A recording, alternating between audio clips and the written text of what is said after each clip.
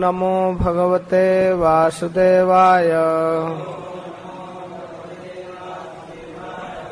ओम नमो भगवते वासुदेवाय। आज भगवान कपिल देव की शिक्षाओं का वर्णन होगा। इसके पहले कर्दम और देहूति के विहार का वर्णन 23वां अध्याय में। 24वां में भगवान कपिल देव का अवतार और 25 से 33 तक भगवान कपिल देव का उपदेश माता देहूति के प्रति। पितृभ्य प्रस्थिते साध्वी पति मिंगित को विदा नित्यम परिचरत प्रीत्या भवानी व भवम प्रभु।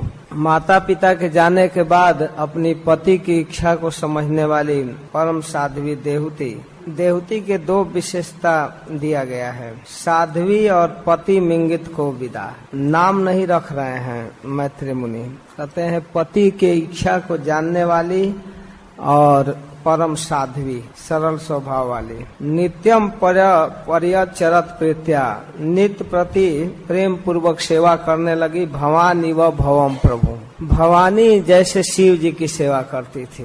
पति की सेवा के लिए उन्होंने समस्त कामनाओं को त्याग दिया। किसी प्रकार के दिखावा नहीं था, दंभ नहीं था और न कोई द्वेष न लोभ पाप, सब कुछ त्याग करके एकदम त्याग पूर्वक पति की सेवा करने लगी। और इस सेवा से उनको प्राप्त क्या हुआ, क्या क्या त्यागी, क्या प्राप्त की? विश्वास, पवित्रता, संयम, शुश्रूषा से सेवा करने लगी। कुछ कठिन त्याग की और कुछ गुण प्राप्त की, जिससे कर्दम जी प्रसन्न हो गए। स वै देवर्षि वर्यस्ताम मानवीम समनुव्रताम दैवाद गरियसी पत्यु आशा नाम महाशिष। इस प्रकार वह अपने पतिदेव को दैव से बढ़कर समझती थी, उनकी बड़ी सेवा करती थी और ये जानती थी कि हमारी किसी भी प्रकार की इच्छा को पूरा करने में समर्थ है। बहुत दिन तक अनुवर्तन की उनके पीछे पीछे चली। दैवाद गरियस पत्यु आशा न महाशिष। जानती थी कि जैसे विधाता किसी के कर्म को बदल सकता है कभी भी, वैसे हमारा पति भी सर्वसमर्थ है। कालेन भूयसा क्षामम कर्षिताम व्रतचर्या। एकदम दुबली हो गई थी, बहुत काल बीत गया और यह देखकर प्रेम गदगदया बाचा पीड़िता कृपया ब्रवीत। दया वर्ष कर्दम मुनि बोलने लगे प्रेम से गदगद बाड़ी में। कहते हे मनुनंदिनी, तुम हमारा बहुत आदर की हो, हमारे आज्ञा का पालन की हो, मैं तुम पर बहुत प्रसन्न हूँ। यहाँ तक कि तुम अपने प्रिय शरीर की भी परवाह नहीं की हो।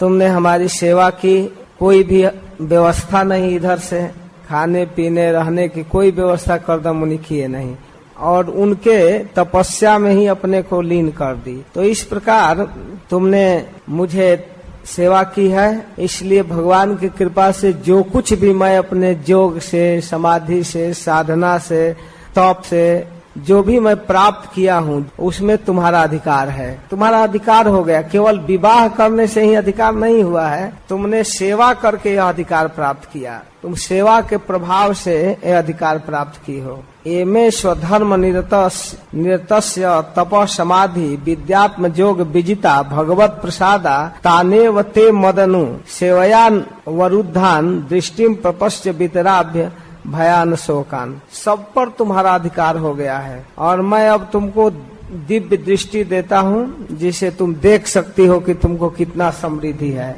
मेरे पास जो भी क्षमता है उसमें तुम्हारा अधिकार है।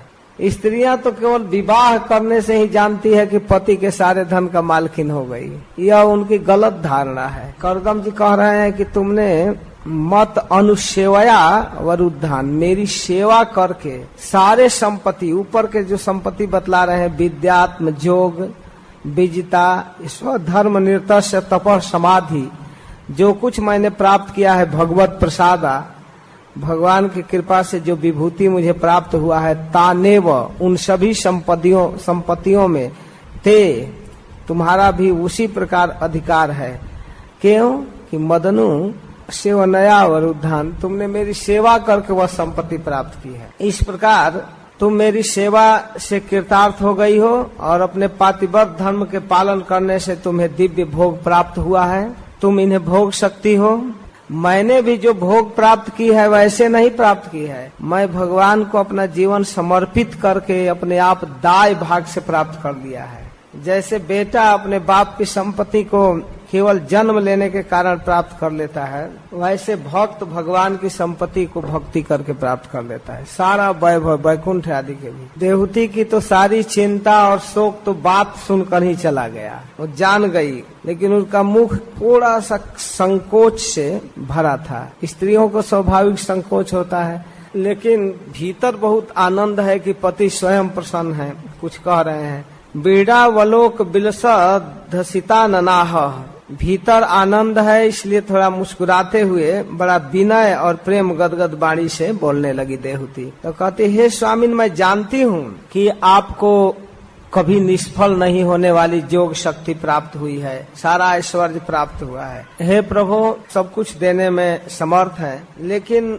मैं सबसे पहले आपसे यह चाहती हूँ कि जो विवाह के समय आपने प्रतिज्ञा किया है कि हमसे आप संतान प्राप्त करेंगे, गर्भाधान होने तक, संतान देने तक मैं तुमको गृहस्थी की सारी सुख सुविधा प्रदान करूंगा, रहूंगा साथ में, अब उसकी पूर्ति होनी चाहिए। क्योंकि आप जैसे श्रेष्ठ पति को पाकर कोई भी स्त्री पुत्रवती होना चाहेगी। यह एक पतिव्रता स्त्री के जीवन में सबसे बड़ा लाभ है कि अपने समर्थ पति को पुत्र के रूप में प्राप्त करे।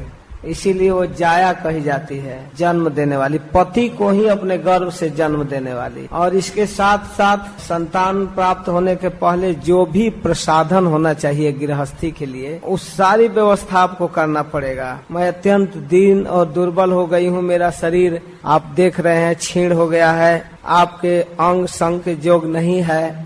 आप कृपा करके मेरे इस क्षीण शरीर को उपयुक्त बनाइए और हमको रहने के लिए सुंदर घर की व्यवस्था कीजिए। इस तरह से देवहूति मांग कर रही है। कर्दम मुनि ने अपनी प्रिया की इच्छा पूर्ण करने के लिए योग में स्थित होकर एक विमान की रचना किया। वह विमान इच्छानुसार चल सकता था, जहाँ चाहते वहाँ जाना है और किसी प्रकार का कोई बाहरी खर्च नहीं, इच्छाचारी विमान। तो विमान प्रकट हुआ और जब चाहे जितना बड़ा होना उतना बड़ा हो सकता था, जितना संकोचित होना चाहे छोटा हो सकता था, और सभी रीतियों में सुख देने वाला, सब तरह से सामग्री से भरा हुआ, चित्र विचित्र उसमें मकान थे, उसके ऊपर ध्वज फहरा रहा था, तरह तरह के पताकाएं खूब सजाया हुआ था, उसमें मणियों के खंभे थे, बड़े मधुर भ्रमर गुंजार कर रहे थे, बड़े पुष्प बागीचा था, सब तरह के सुंदर, और एक से एक भवन था, बड़ा सुंदर सुंदर भवन, बड़ा सुंदर लग रहा था। उस मकान के ऊपर दीवालों पर कृत्रिम बनाए हुए पक्षियों का चित्र, कबूतर, मोर, तरह तरह के चित्र बनाए गए थे, ऐसे जान पड़ते थे एकदम सजीव हैं। बड़ा सुंदर भवन था, उसमें रहने के लिए स्थान, खेलने का स्थान, बैठने का शयन गृह, आंगन, चौक, तरह तरह से अद्भुत था। वो कर्दम मुनि को भी विस्मित करने वाला विमान बन गया, खुद उनके जोग से बना। कर्दम मुनि देखकर चकित थे, लेकिन देवहूति को वो विमान अच्छा अभी नहीं लग रहा था, उदास बैठी थी। तब कर्दम मुनि कहते हैं, अरे भीरू, तुम चिंता क्यों कर रही हो, किस बात की चिंता कर रही हो, क्यों दुखी हो? ओहो, मैं समझ रहा हूँ, अरे इस बिंदु सरोवर में प्रवेश करो, स्नान करो। तुमको जो अपने शरीर की चिंता है कि हमारा शरीर दुबला पतला क्षीण है, जटा बन गया है, मैला कुचैला है, तो तुम इसमें पहले स्नान करो ना, स्नान करने के बाद विमान पर चढ़ो, तब देखो। अब देवहूति उनकी बात मान करके सरोवर में प्रवेश की। ज्यों ही डुबकी लगाई तो एक विशाल भव्य महल दिखाई दिया, उसमें 1000 ज्योति कन्याएं थी, दासियां, सबके शरीर से कमल का गंध निकलता था, एकदम सुगंधित। और देवहूति को देखते ही सारी लड़कियां, ज्योतियां खड़ा हो गई और हाथ जोड़कर कहने लगी, हे स्वामिनी, हम आपके दासी हैं, हम आपकी दासी हैं, हमें आज्ञा दीजिए, हम आपकी क्या सेवा करें। इस तरह से हाथ जोड़ने लगी। देवहूति जी तो देखकर एकदम चकित हैं। फिर उन स्त्रियों ने उनको अनेक प्रकार के सुगंधित मसाले, उबटन आदि से स्नान कराने लगी, गंदगी साफ करने लगी, सारे जटा जुट जो बंधा हुआ था उसको भी साफ करने लगी। स्नान कराने के बाद खूब सुगंधित तेल आदि लगाने के बाद उनको बड़ी सुंदर पवित्र वस्त्र पहनाई, एकदम स्वच्छ साफ। इसके बाद अनेक प्रकार के आभूषण शरीर में पहनाई और फिर सर्व गुण संपन्न भोजन कराई और पीने के लिए अमृत के समान सुंदर जूस दी। आसव इस प्रकार देवती श्रृंगार करके जब अब दर्पण में देखती है, उसी महल में जब दर्पण है, बहुत सुंदर लग रही हैं। देख रही हैं एक एक शरीर में, सिर से लेकर नख तक, पैर तक, सब जगह शरीर के अंग में गहना आदि लगाया गया है। हाथों में कंकड़, पैरों में सोने का पायजेब और कमर में करधनी। अब इतनी सुंदर लगने लगी। शुद्धता सुभ्रुवा लक्ष्ण स्निग्ध पांकेन चक्षुषा पद्म कोशा स्पृधा नीलय अलकैश्च लसन मुखम यदा सस्मा ऋषभ ऋषीणाम दैतम पतिम तत्चास्ते स्त्री भी यत्रास्ते स प्रजापति। तो इस प्रकार उनका मुख बड़ी सुंदर लग रहा था, मनोहर भवें, कमल की स्पर्धा करने वाली उनकी सुंदर नेत्र, सब कुछ देख करके उनको अब स्मरण करने लगी, अब पतिदेव के पास जाना चाहिए। जो ही अपने पति का स्मरण की, ते उन सहस्त्र स्त्रियों के साथ अपने प्राणनाथ करदम मुनि को पाती है। देवती देखकर बड़ा प्रभावित हुई, सोच रही है कि पति के पास चलना चाहिए, तब तक करदम जी भी दिख रहे हैं। तो इस प्रकार करदम जी ने देखा कि देवती का शरीर स्नान करने से निर्मल हो गया और विवाह काल से पूर्व जैसा उनका शोभा था वैसा हो गया, मुख बहुत सुंदर लग रहा है। तब अपनी प्रिया को विमान पर चढ़ने के लिए कहते हैं, ठीक है अब चलो इस विमान पर चढ़ो। तो उस समय अपनी प्रिया के प्रति अनुरक्त करदम जी की महिमा ज्यों का त्यों बना हुआ था। जैसे कामी लोग अपनी पत्नी को लेकर चलते हैं जहाँ तहाँ, वैसे करदम जी नहीं लग रहे थे। सारे साज समाज के साथ भी वे जितेंद्रिय लग रहे थे। वहाँ भी मन और इंद्रियों पर पूरा कंट्रोल था करदम जी को। खूब सुंदरी रति के समान दिखाई दे रही है पत्नी, लेकिन करदम का मन थोड़ा भी प्रभावित नहीं है। उस विमान को लेकर के करदम मुनि जब चले, वहाँ से चलकर अपने निवास स्थान बिंदु सरोवर से निकलकर वो कुबेर जी के समान मेरु पर्वत की घाटियों में विहार करने लगे। ऊपर स्वर्गीय लोकों में 8 लोकपाल की जो विहार भूमि है, अलग अलग सब जगह गए और इनमें कामदेव को बढ़ाने वाली शीतल मंद सुगंध वायु चल रहे थे। हवा की विशेषता है शीतल मंद और सुगंध। तो उन घाटियों में ऐसे सुंदर हवा बह रहे थे। वहाँ ऊपर से बहने वाली स्वर्गीय लोकों से गंगा का निर्मल गुंजार हो रहा है, धाराएं झरझर झरझर करके बह रही हैं। इस प्रकार उन घाटियों में, अष्टलोकपालों के घाटियों में सिद्ध लोग भजन करते थे। वे लोग जब करदम जी को देखे तो सब लोग उठ कर इनकी वंदना की, प्रणाम किए, अगवानी किए। इस प्रकार अपनी प्राण प्रिया देवती को लेकर स्वर्गीय उद्यानों का भ्रमण किए। वैश्रम्भक, सुरसन, नंदन, पुष्पभद्र, चैत्रथ, इन सब देवदानों में विहार करते रहे और अनुराग पूर्वक बड़ा प्रेम से रहे।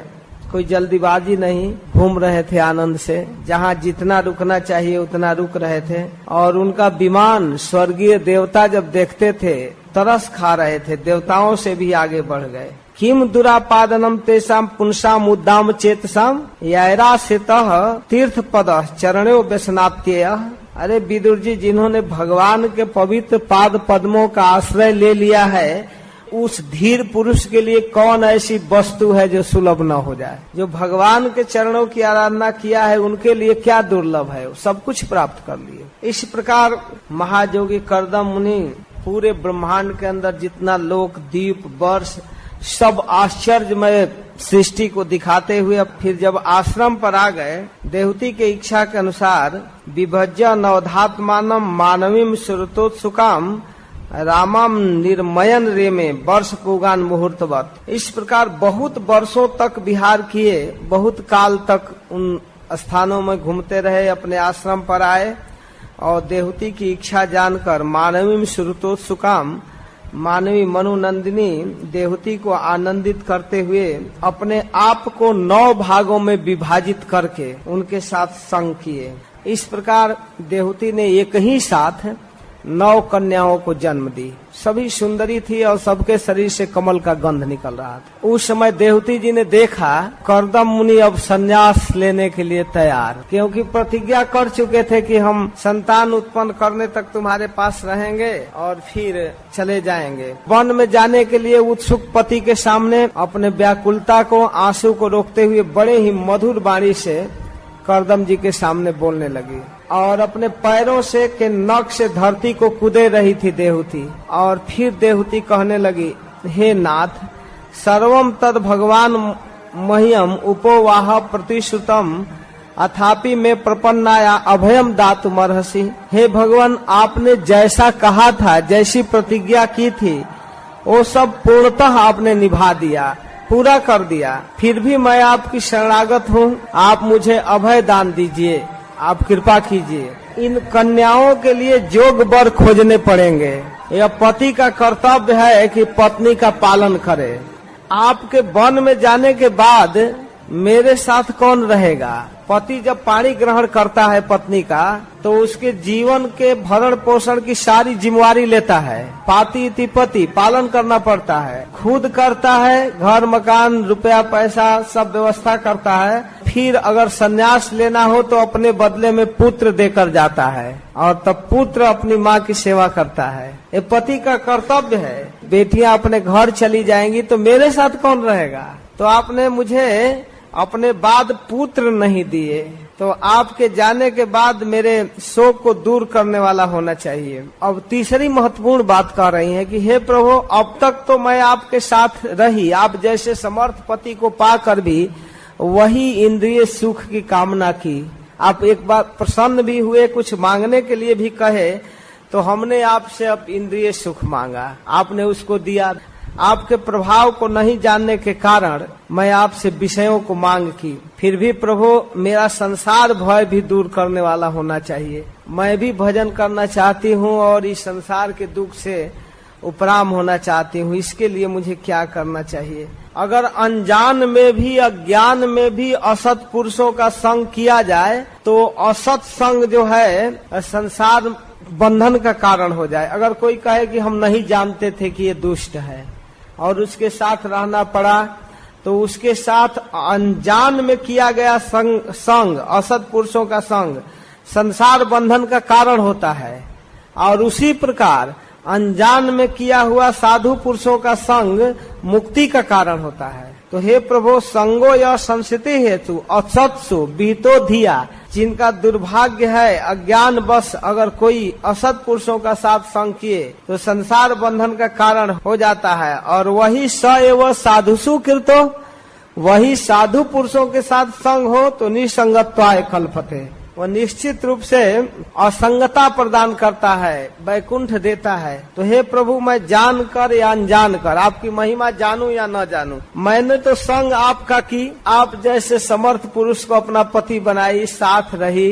अब तो मुझे आपके जो वास्तविक संग का फल है वो तो मिलना चाहिए, वो तो मिला नहीं। आपके साथ साथ में भी वही विषय सुख मिला, तो इससे क्या फायदा है? नेह जत कर्म धर्माय न विरागाय कल्पते, न तीर्थ पद सेवाय जीवन अपि मृत्यु ही स।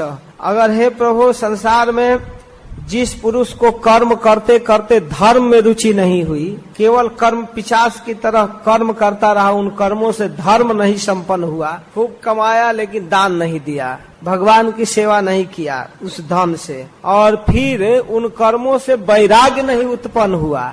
धर्म करना चाहिए, वैराग्य होना चाहिए। न तीर्थ पद सेवा, यही तीर्थ पद भगवान की सेवा नहीं हुई। भगवान का एक नाम तीर्थ पाद है या तीर्थ पद, जिनके चरणों में तीर्थ है, जिनके चरणों के धोवन गंगा तीर्थ स्वरूपा है।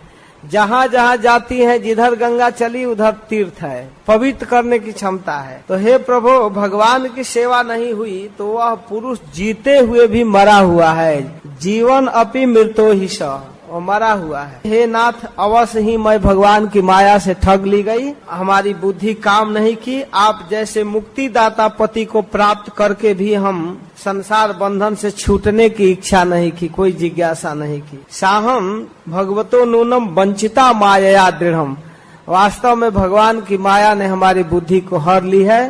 इसलिए यस्तम विमुक्तिदम प्राप्यम न विमुक्षेय बंधनात्, आप जैसे समर्थ पति को प्राप्त करके भी बंधन में पड़ी रही, मुक्ति की कामना नहीं की, इच्छा नहीं की, जिज्ञासा नहीं की। तो हे पतिदेव, हमें भी वह सुख प्रदान कीजिए जिस सुख में आप सुखी हैं। हमें भी भगवत भक्ति का उपदेश कीजिए, या हमें भी वो धन दीजिए। इस प्रकार मांग कर रही है देवती। मैत्रेय मुनि आगे कहते हैं कि मनु कुमारी की वैराग युक्त बातें सुनकर परम कृपालु कर्दम मुनि को भगवान का स्मरण होने लगा।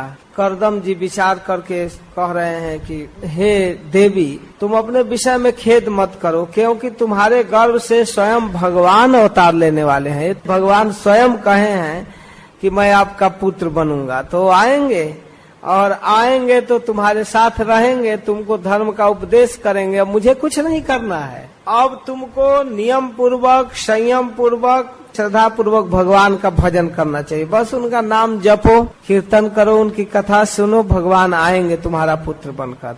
हरे कृष्णा कृष्ण कृष्ण हरे हरे, हरे राम राम राम हरे हरे। बस उनकी श्रद्धा पूर्वक भजन करो, और कुछ नहीं करना है। इस प्रकार जब आराधना करोगी तो भगवान तुम्हारे गर्भ से अवतार लेंगे, हमारे जस को बढ़ाएंगे, तुम्हारे साथ रहेंगे, तुम्हारे अज्ञान को दूर करेंगे, जो तुमको भक्ति आदि का उपदेश करना है सब वही करेंगे। बस अब तुम भजन करो। देवती अपने पति के बातों में गौरव बुद्धि की, और इसके बाद जगत गुरु भगवान की उपासना करने लगी। भगवान की उपासना करते हुई इस प्रकार उनका समय बीतने लगा। भगवान आएंगे, भगवान आएंगे, मन में विचार कर रही हैं। करे तस्याम बहुतिथे काले भगवान मधुसूदन कार्दमम बीजमापन्नो यज्ञे अग्निरिव दारुणी। इस प्रकार भगवान मधुसूदन कर्दम जी के बीज का आश्रय लेकर माता देवहूति के गर्भ में वैसे प्रकट हो गए जैसे काष्ठ से अग्नि। काठ में आग तो रहता ही है, लेकिन उपाय से प्रकट हो जाता है। तो भगवान गर्भ में आ गए, और उस समय सारे लोकों में आनंद छा गया। अपने आप भगवान जब प्राकृतिक जगत में आते हैं तो सारी प्रकृति उनका स्वागत करती है, प्रकृति में सौंदर्य छा जाता है। आकाश में मेघ जल बरसने लगे, गरज गरज कर बाजे बजने लगे, अप्सराएं नाचने लगी, देवताओं ने पुष्पों की वर्षा की। कर्दम जी के वो आश्रम जो सरस्वती नदी के तट पर बिंदु सरोवर के पास है, वो आश्रम देवताओं के पुष्पों से भर गया चारों। और इसके बाद ब्रह्मा जी आए। ब्रह्मा जी आश्रम पर आए और अपने साथ अपने पुत्रों को लेकर आए। मरीचि, अत्रि, पुलह, वशिष्ठ, अंगिरा, सभी पुत्रों को, और सनकादि को भी, सनक, सनंदन, सनातन, सनत कुमार, देवर्षि नारद, सबको लेकर आए, हंस पर चढ़ाकर लेकर आए। ब्रह्मा जी को मालूम था कि भगवान सांख्य शास्त्र के उपदेश करने के लिए आ रहे हैं। ब्रह्मा जी कर्दम जी से कहने लगे कि हे बेटा, तुम दूसरों को मान देने वाले हो, मेरा सम्मान बढ़ाए हो, बड़ी निष्कपट भाव से मेरी सेवा की है, मेरी पूजा की है। और वास्तव में किसी भी अच्छे पुत्र के लिए सबसे बड़ी चीज है पिता की सेवा करना। आदर पूर्वक पिताजी मेरे लिए क्या आज्ञा है, और जो कहते हैं उसको स्वीकार करना, जो आज्ञा। यह बहुत उत्तम चीज है बेटा। एतावते व सुसूर्षा कार्यम पितरी पुत्र कई बाढ़ मित्यानुमन्यत गौरवेण गुरोर बचा। अपने बड़े की बात को आदर पूर्वक स्वीकार कर लेना पुत्र के लिए सबसे बड़ा काम है। तुमको इन लड़कियों के विवाह के लिए कोई चिंता नहीं करना है।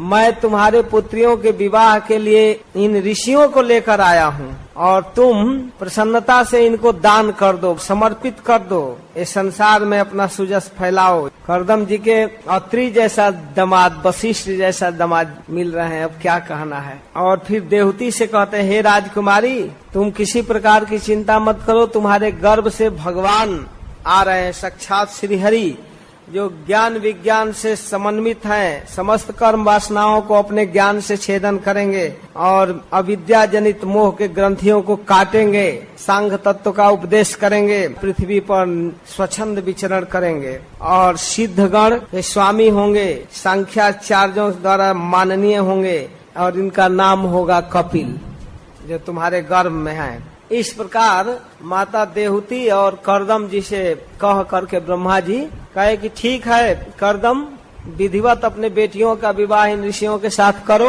9 पुत्रों को छोड़ दिए और जो ब्रह्मचारी पुत्र थे उनको कहे कि आप चलो बैठो हंस पर, आपको इस विवाह उत्सव में नहीं भाग लेना है। सनकादिक और देवर्षि नारद को हंस पर चढ़ा लिए। ताश्वास जगत सृष्टा कुमारई सह नारद हंसो हंसे न जाने न त्रिधाम परमम येऊ।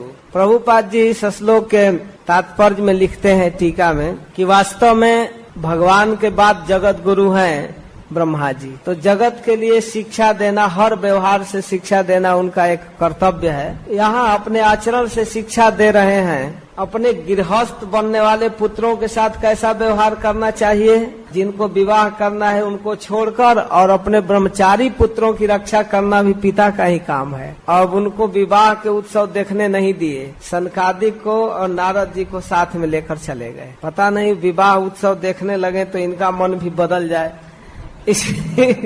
इसलिए ब्रह्मा जी शिक्षा देते हैं कि जो ब्रह्मचर्य व्रत का संकल्प लिया है उसे विवाह उत्सव में भाग नहीं लेना चाहिए। ब्रह्मा जी के चले जाने पर कर्दम जी मरीचि आदि प्रजापतियों के साथ अपने कन्याओं का विधिवत विवाह किया।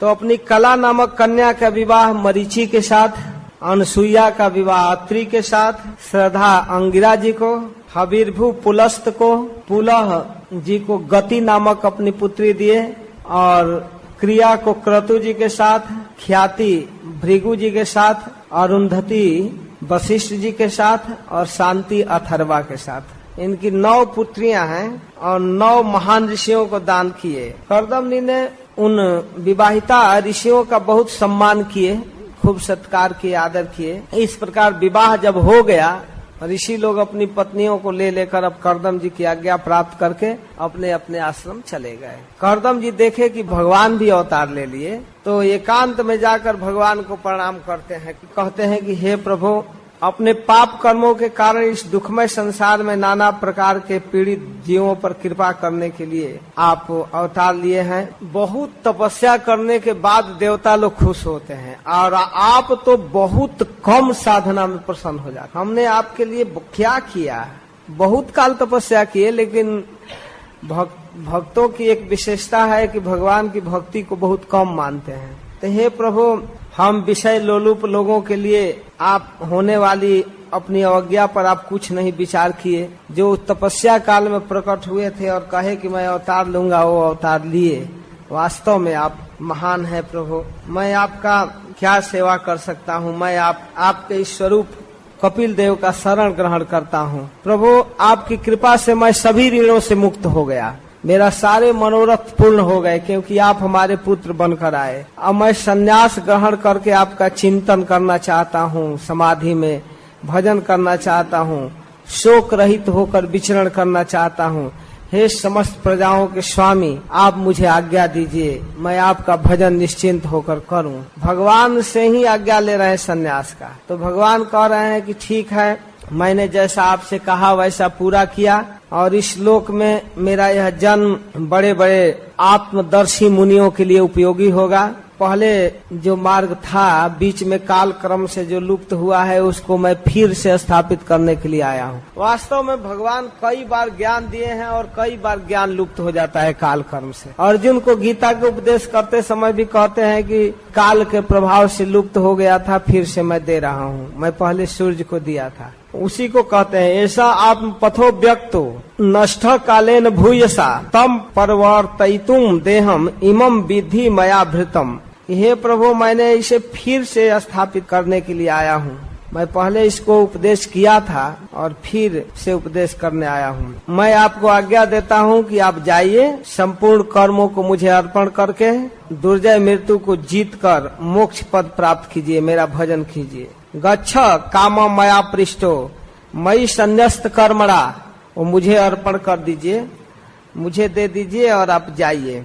और जित्वा दुर्जयम मृत्युम अमृत्वाय माम भज, मृत्यु को जीतने वाला पद प्राप्त कीजिए। इस प्रकार मात्र आध्यात्मिकीम विद्याम समनीम सर्वकर्मणाम वितरिष्ये यया चासो भयम ता चाति तरिष्यति। माता देवहूति को मैं संपूर्ण कर्मों से छुड़ाने वाला आत्मज्ञान का उपदेश करूंगा, आप उनके लिए चिंता मत कीजिए। और मेरे उपदेश से वो संसार भय से मुक्त हो जाएगी। तो इस प्रकार भगवान कपिल देव आज्ञा दिए और कर्दम जी उनकी परिक्रमा करके चल दिए। परम भक्ति भाव के द्वारा सर्वज्ञ वासुदेव में चित्त स्थापित करके वो सारे कर्म बंधनों से मुक्त हो गए और इस प्रकार द्वेष रहित सर्वत्र संबुद्धि और भगवत भक्ति से संपन्न होकर कर्दम जी भगवान का भजन किए और अंत में भगवत धाम प्राप्त किए, परम पद प्राप्त। इच्छा द्वेष विहीन न सर्वत्र समचेतसा भगवत भक्ति युक्ते न प्राप्ता भागवती गति। इस प्रकार भगवान कपिल देव के अवतार का वर्णन हुआ और कर्दम जी के वैराग्य। अब शौनक जी पूछते हैं कि भगवान कपिल देव अवतार लिए, आप कृपा करके और आगे बताइए।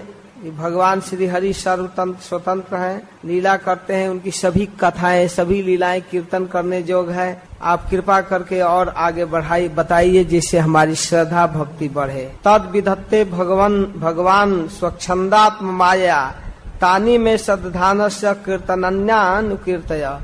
आप उनके जस का कीर्तन कीजिए, सुनने की इच्छा है। पितरी प्रस्थिते रण्यम मातु प्रिय चिकित्सया तस्मिन् बिंदु सरे वाचित भगवान कपिल किला। पिता के वन में जाने के बाद भगवान कपिल देव अपनी माता के प्रिय करने के लिए कुछ काल तक उस आश्रम में रुक गए। तो एक दिन माता देवहूति भगवान कपिल देव के सामने अपने पुत्र के सामने बोलने लगी। निर्वीणा नितराम भूमन असद इंद्रिय तरसड़ात जेन संभाव्य माने न प्रपन्नांधम तमः प्रभो।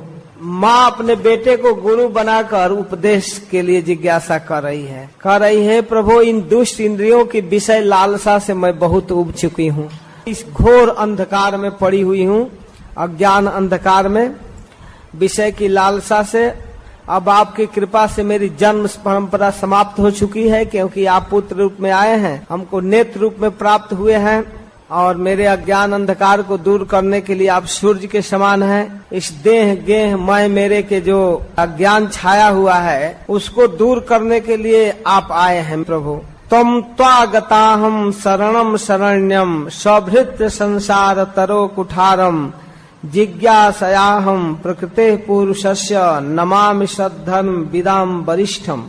हे प्रभु, आप अपने भक्तों के संसार वृक्ष को समाप्त करने के लिए कुठारी हैं, कुठारी वैसे संसार वृक्ष को नष्ट करने वाले हैं। मैं प्रकृति और पुरुष का ज्ञान प्राप्त करने की इच्छा से आपके शरण में आई हूँ। आप भागवत धर्म जानने वालों में सर्वश्रेष्ठ हैं, आपको मैं प्रणाम करती हूँ। आप कृपा करके मुझे उपदेश कीजिए, कैसे ये संसार बंधन समाप्त होगा इसको बताइए। तो इस प्रकार अपनी माता की अभिलाषा को, अपनी जिज्ञासा को देखकर भगवान कपिल देव मन ही मन बहुत प्रसन्न हुए। वो तो पहले चाहते थे कि उपदेश करें, लेकिन स्वयं माँ जब जिज्ञासा के मूड में बैठ गई तो और उपदेश करना आसान हो गया। कभी कभी गुरु लोग चाहते हैं कि हम अपने शिष्य को कुछ बताएं, लेकिन शिष्य का मूड सुनने के लिए तैयार नहीं है तो बड़ा मेहनत पड़ता है, बड़ा परिश्रम पड़ता है। और सुनाने की इच्छा गुरु के मन में है और शिष्य खुद जिज्ञासु हो जाए तब तो अब कहना क्या है। तो कहते हैं कि हे माता जी, मनुष्यों के लिए भक्ति योग सबसे श्रेष्ठ कल्याणकारी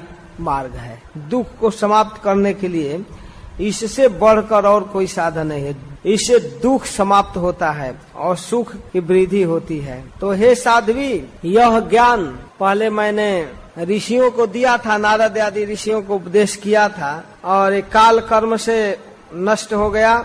वही ज्ञान मैं तुमको सुनाने जा रहा हूँ। तमिमम ते प्रवक्ष्यामि यमोचम पुराणघे ऋषिणाम श्रोतु कामानाम जोगम सर्वांग नैपुणम। ऋषि लोग सुनने के लिए जिज्ञासा किए थे तो मैं एक बार उपदेश किया था इसका, और वही मैं आपको सुनाता हूँ। देखो, सबसे महत्वपूर्ण बात है, जीव के बंधन और मुक्ति के लिए सबसे मुख्य कारण मन है। यही मन मनुष्य का जब विषयों में आसक्त होता है तो बंधन, और जब भगवान में परमात्मा के ओर उत्सुक होता है, जिज्ञासु होता है तो मुक्ति। चेता खलवस्य बंधाय मुक्ते चात्मनो मतम गुणेशु सक्त बंधाय आरतम व पुंसी मुक्त। जब वह गुणों में आसक्त होता है तो बंधन में पड़ जाता है, फंस जाता है, बांध दिया जाता है। और जब परमात्मा में, पुरुष में, परम पुरुष में आसक्त होता है तो मुक्त है। तो जब तक ज्ञान और वैराग्य युक्त भक्ति हृदय में नहीं आ जाए तब तक सुख की प्राप्ति नहीं होती है। जोगियों के लिए भगवत प्राप्ति के लिए भगवान के प्रति की गई समर्पण भक्ति सर्वश्रेष्ठ मार्ग है माता जी। विवेकी जन संग आसक्ति को आत्मा का अच्छेद बंधन मानते हैं। प्रसंगम अजरम पासम आत्मनः कवयो विदु स एव साधुषु कृतो मोक्ष द्वारम अपावृत। हे माता जी, आत्मनः कवयो विदु, जो आत्म तत्ववेता कवि लोग हैं, विद्वान लोग, वो कहते हैं कि प्रसंगम अजरम पासम। संगम, संगम का अर्थ श्रीपाद जीव गोस्वामी और विश्वनाथ चक्रवर्ती ठाकुर दोनों अर्थ करते हैं संगम, आसक्ति। संग का अर्थ है आसक्ति, तो संगम अजरम पासम। अगर आसक्ति हो तो ये अजर पास है। अजर का मतलब कभी क्षीण होने वाला नहीं है। और संग में भी कहते हैं प्रसंगम, प्रकृष्ट संग। प्रकृष्ट जो आसक्ति है, बढ़ी हुई जो आसक्ति है, वो अजर अमर पास है। या आत्मनः कवयो विदु, बड़े बड़े आत्म तत्ववेता विद्वान ऐसा कहते हैं। लेकिन माता जी कि स एव साधुषु कृतो मोक्ष द्वारा अपावृतम, अगर वही आसक्ति साधु पुरुषों के साथ कर लिया जाए तो ये मुक्ति का दरवाजा अपने आप खुल जाता है। मोक्ष द्वारा अपावृतम, ये आसक्ति संसार के लोगों से करने पर बंधन और साधु पुरुषों के साथ करने पर मुक्ति। तब प्रश्न होगा साधु के, आखिर प्रश्न है ना, साधु कौन है, कैसे व्यक्ति का संग करने पर। तब साधु के दो लक्षण बताते हैं, तटस्थ लक्षण और स्वरूप लक्षण, बाहरी लक्षण और आंतरिक लक्षण। तितिक्षव कारुणिका सुहृद सर्वदेहिनाम अजात शत्रवः शांता साधव साधु भूषणा। हे माता जी, जो सहनशील हो, कोई गाली दे दे, अपमान कर दे, एक तमाचा मार भी दे, तब भी चुपचाप सह ले। कारुणिका, और दीनहीन लोगों के प्रति दया की भाव है, सहायता करना चाहता है, उपकारी है। सुहृद, अकारण हितैषी है। सर्वदेही नाम, सभी देहधारियों के प्रति वो हितैषी है। अजात शत्रुवः, किसी से झगड़ा टंटा नहीं, उसके दिमाग में कोई शत्रु नहीं होता। शांता, कामना उसके हृदय में नहीं होता है। अशांत कौन रहता है? भुक्ति मुक्ति सीधी कामी सकल अशांत, जिसके मन में कामना है वो अशांत है। अब विधायक एमपी बनना है तो घूम घूम कर तो प्रचार करना पड़ेगा, धन कमाना पड़ेगा। तो इस तरह से कामना जिसके मन में है, भोग की कामना, मुक्ति की कामना, वो शांत है। और जिसके अंदर कोई कामना नहीं वो शांत। और साधव, सरल स्वभाव, साधु भूषणा, इस प्रकार वो साधुओं को सम्मान करने वाला। तो ये तटस्थ लक्षण है साधु का, पहचान कर लेना चाहिए कौन साधु है। और स्वरूप लक्षण क्या है? मई अनन्येन भावेन भक्ति कुर्वन्ति जे दृढ़ाम, अनन्य भाव से जो मेरी भक्ति करता है, मेरे विषय में सुनता है, बोलता है, स्मरण करता है, श्रवणम कीर्तनम।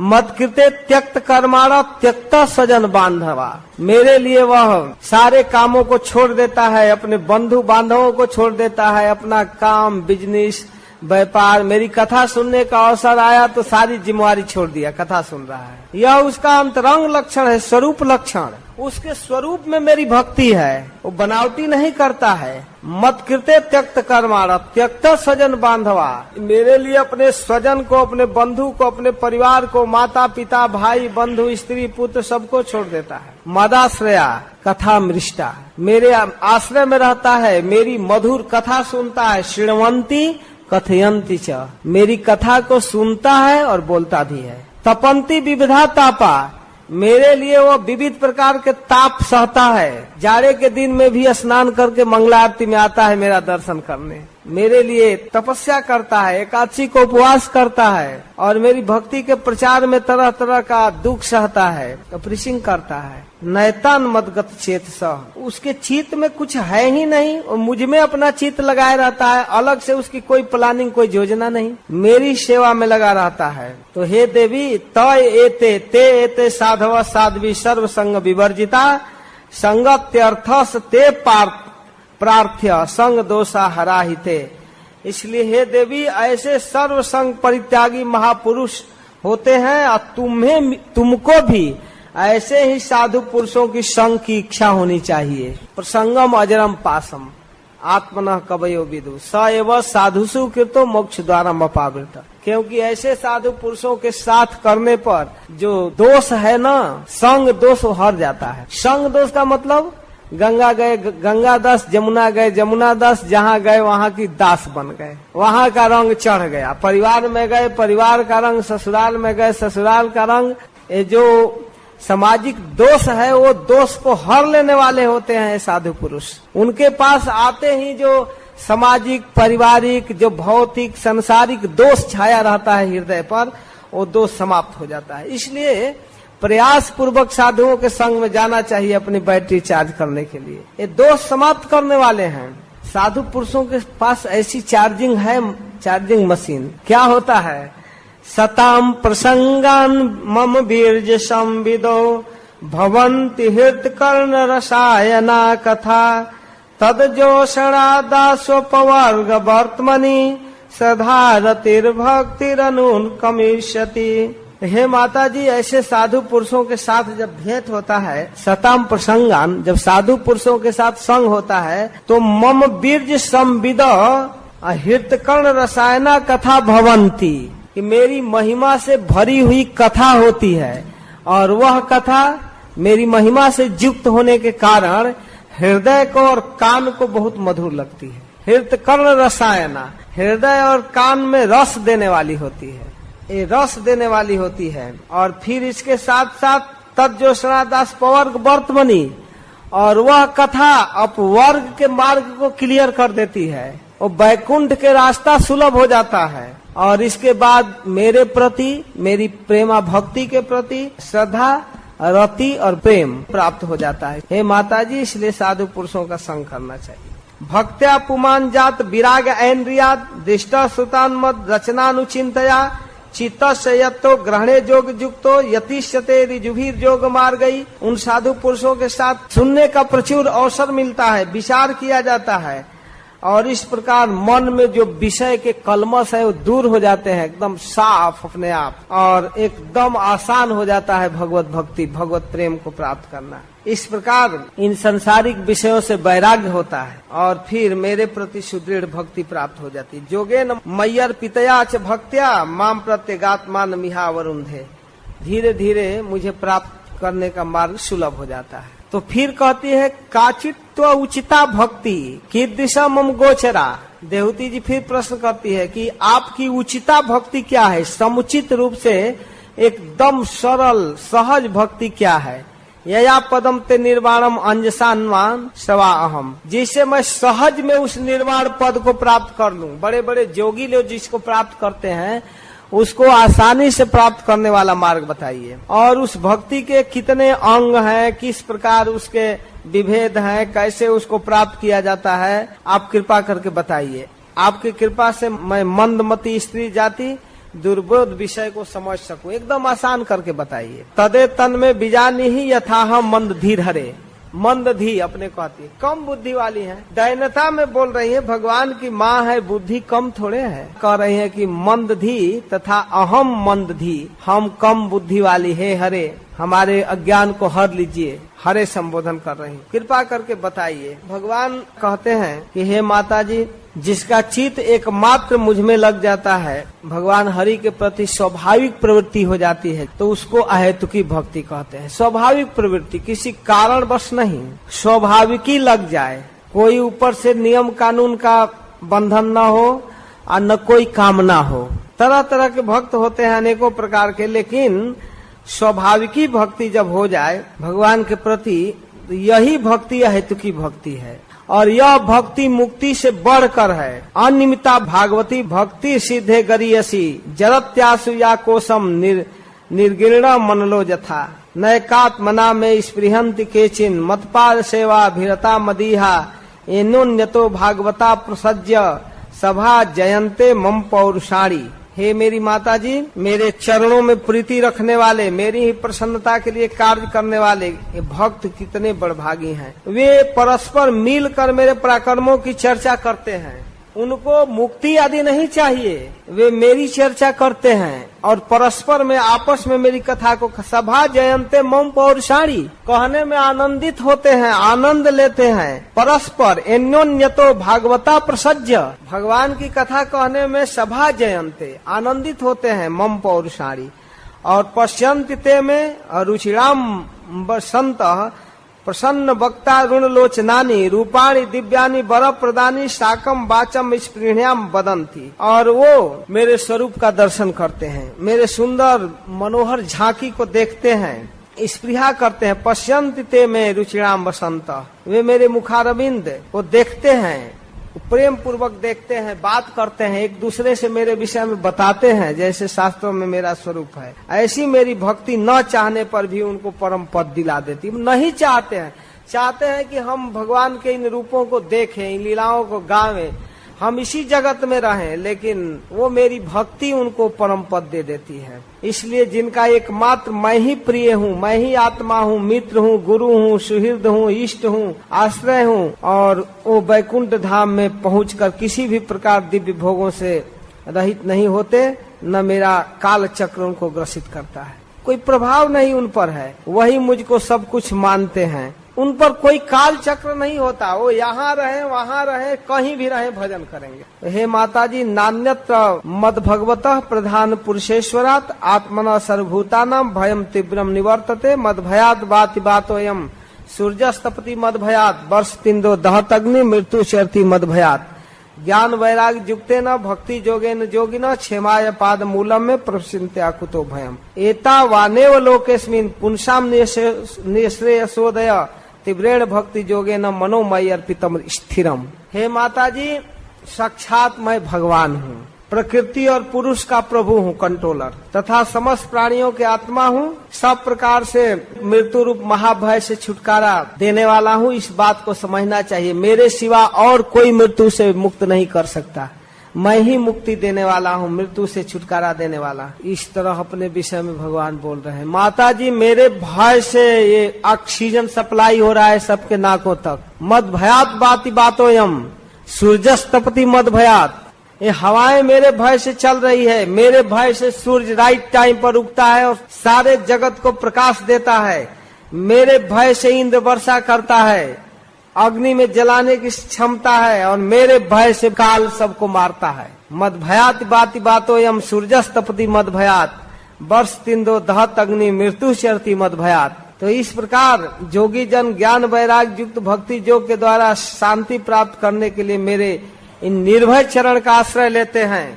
ज्ञान वैराग युक्ते न भक्ति जोगे न जोगिना, भक्ति से युक्त होकर जोगी लोग क्षेमाय पाद मूलम में प्रविशन्त्य कुतो भयम, मेरे चरण का आश्रय लेते हैं और निर्भय रहते। एतावानेव लोकेस्मिन्, संसार में मनुष्य के लिए सबसे बढ़कर यही एकमात्र कल्याणकारी उपाय है कि उसका चित्त भक्ति के साथ मुझ में लग जाए। तो इस प्रकार भगवान भक्ति का उपदेश करते हैं और इसके साथ साथ महद आदि भिन्न भिन्न तत्वों की उत्पत्ति का वर्णन करते हैं। भगवान कपिल देव भी सृष्टि का वर्णन करने चाह रहे हैं, तत्व विवेचन करते हैं। जब उंगली पर सारे सृष्टि के तत्वों को गिना जाता है, उसी को सांख्य कहते हैं। तो कहती है कि प्रकृति पुरुष का लक्षण क्या है तथा इस विश्व के स्थूल सूक्ष्म कारणों का स्वरूप क्या है। माता आगे प्रश्न करती हैं, प्रकृति पुरुषस्यापि लक्षणम पुरुषोत्तमम, आप कृपा करके मुझसे प्रकृति और पुरुष का लक्षण बताइए। भगवान कहते हैं कि जो त्रिगुणात्मक प्रकृति है, सत्व रज तम,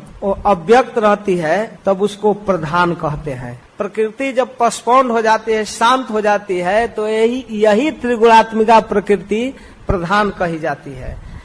5 महाभूत, 5 तन्मात्रा, 10 इंद्रियां और 4 अंतःकरण, ये 24 तत्व हुए। अंतःकरण मन, बुद्धि, अहंकार और चित्त, ये 4, और फिर 5 महाभूत पृथ्वी, जल, वायु, अग्नि, आकाश आदि, 5 तन्मात्रा उनके विषय रूप, रस, गंध आदि, और 10 इंद्रियां, 5 ज्ञान इंद्रिया, 5 कर्म इंद्रिया। तो ये 24 तत्व समूह को प्रकृति का कार्य कहते हैं।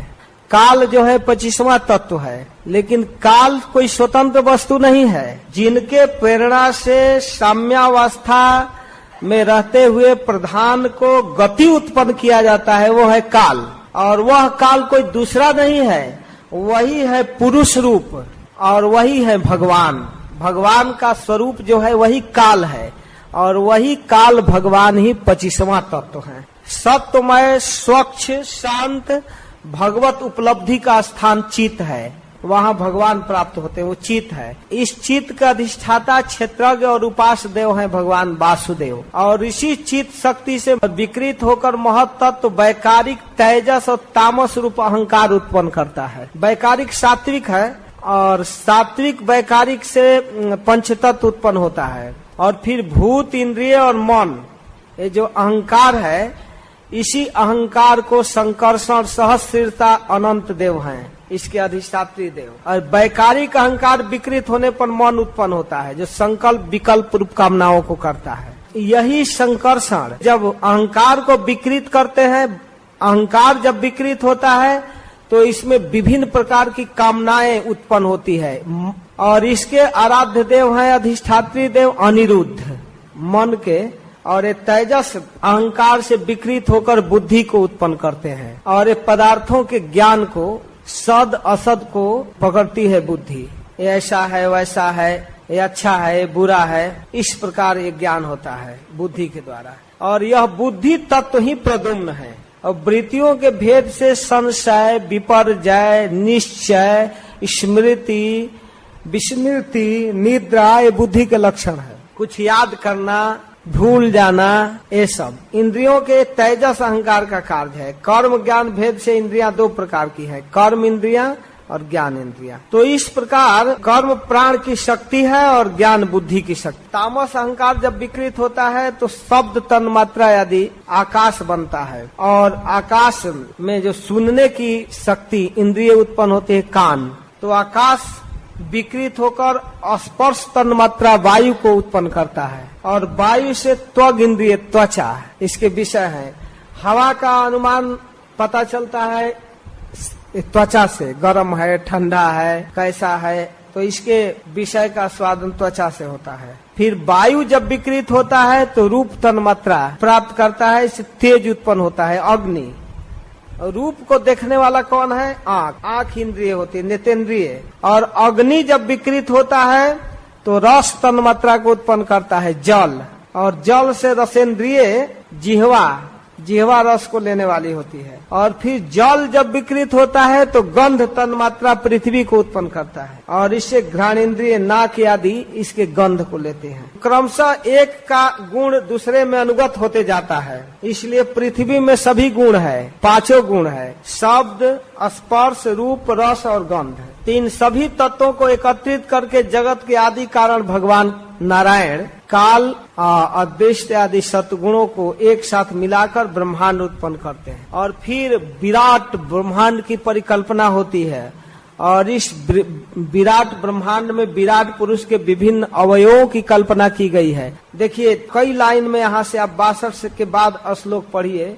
नोद तिष्ठ तदा विराट, नोद तिष्ठ तदा विराट, नोद तिष्ठ तदा विराट। कहते हैं वहिनी वाचा मुखम भेजे, नोद तिष्ठ तदा विराट। घ्राणेन नासिके वायु, नोद तिष्ठ तदा विराट। अक्षिणी चक्षुषादित्यो, नोद तिष्ठ तदा विराट। श्रोत्रेण कर्णौ च दिशो, नोद तिष्ठ तदा विराट। कहते हैं सब कुछ बना, इंद्रियां बनी, सब बना, वाणी, अग्नि, सब चीज, उसमें सारा चीज दे रहा है, लेकिन वो विराट उठ ही नहीं रहा है। नोद तिष्ठ तदा विराट, वो विराट उठ नहीं रहा है, जड़ है, नहीं उठ पाया। तो चिते न हृदय चैता क्षेत्रज्ञ पाविशद जदा विराट तदैव पुरुष सलीला दुष्टित। किंतु जब चित्त का अधिष्ठाता क्षेत्रज्ञ ने चित्त के सहित हृदय में प्रवेश किया, तब विराट पुरुष उसी समय जल से उठकर खड़ा हो गया। तब चित्त में जब वासुदेव आए और इसके बाद चालू हुआ, तब संकर्षण, प्रद्युम्न और अनिरुद्ध, जब ये चेतन तत्व भगवत स्वरूप प्रवेश किए इस प्रकृति में, तब उठा। अंतिम श्लोक यह है, तमस्मिन् प्रत्यगात्मानं धिया जोग प्रवृत्तया भक्त्या विरक्तया ज्ञानेन विविच्यात्मनि चिंतयेत्। इसलिए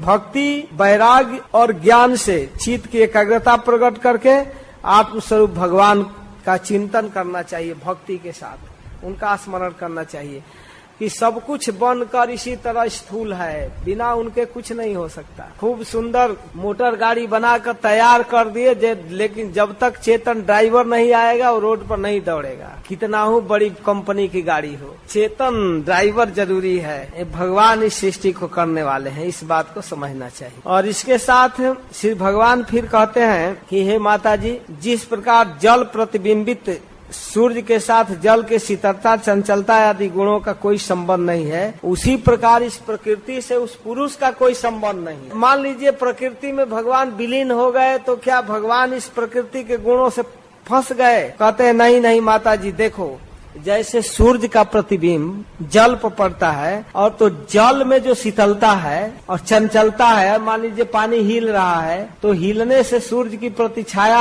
हिलता दिखाई देता है, या उस सूर्य के प्रतिबिंब को छूते हैं तो ठंडा लगता है, जल में ठंडापन है, शीतलता है, चंचलता है। तो इसका मतलब यह नहीं कि सूर्य जब ठंडा हो गया, सूर्य को इस जल के शीतलता से चंचलता से कोई मतलब नहीं है, वो ऊपर है। उसका जो प्रतिबिंब जो जल में है तो जल के शीतलता और चंचलता प्रतिबिंब को प्रभावित कर रहा है, न कि सूर्य को।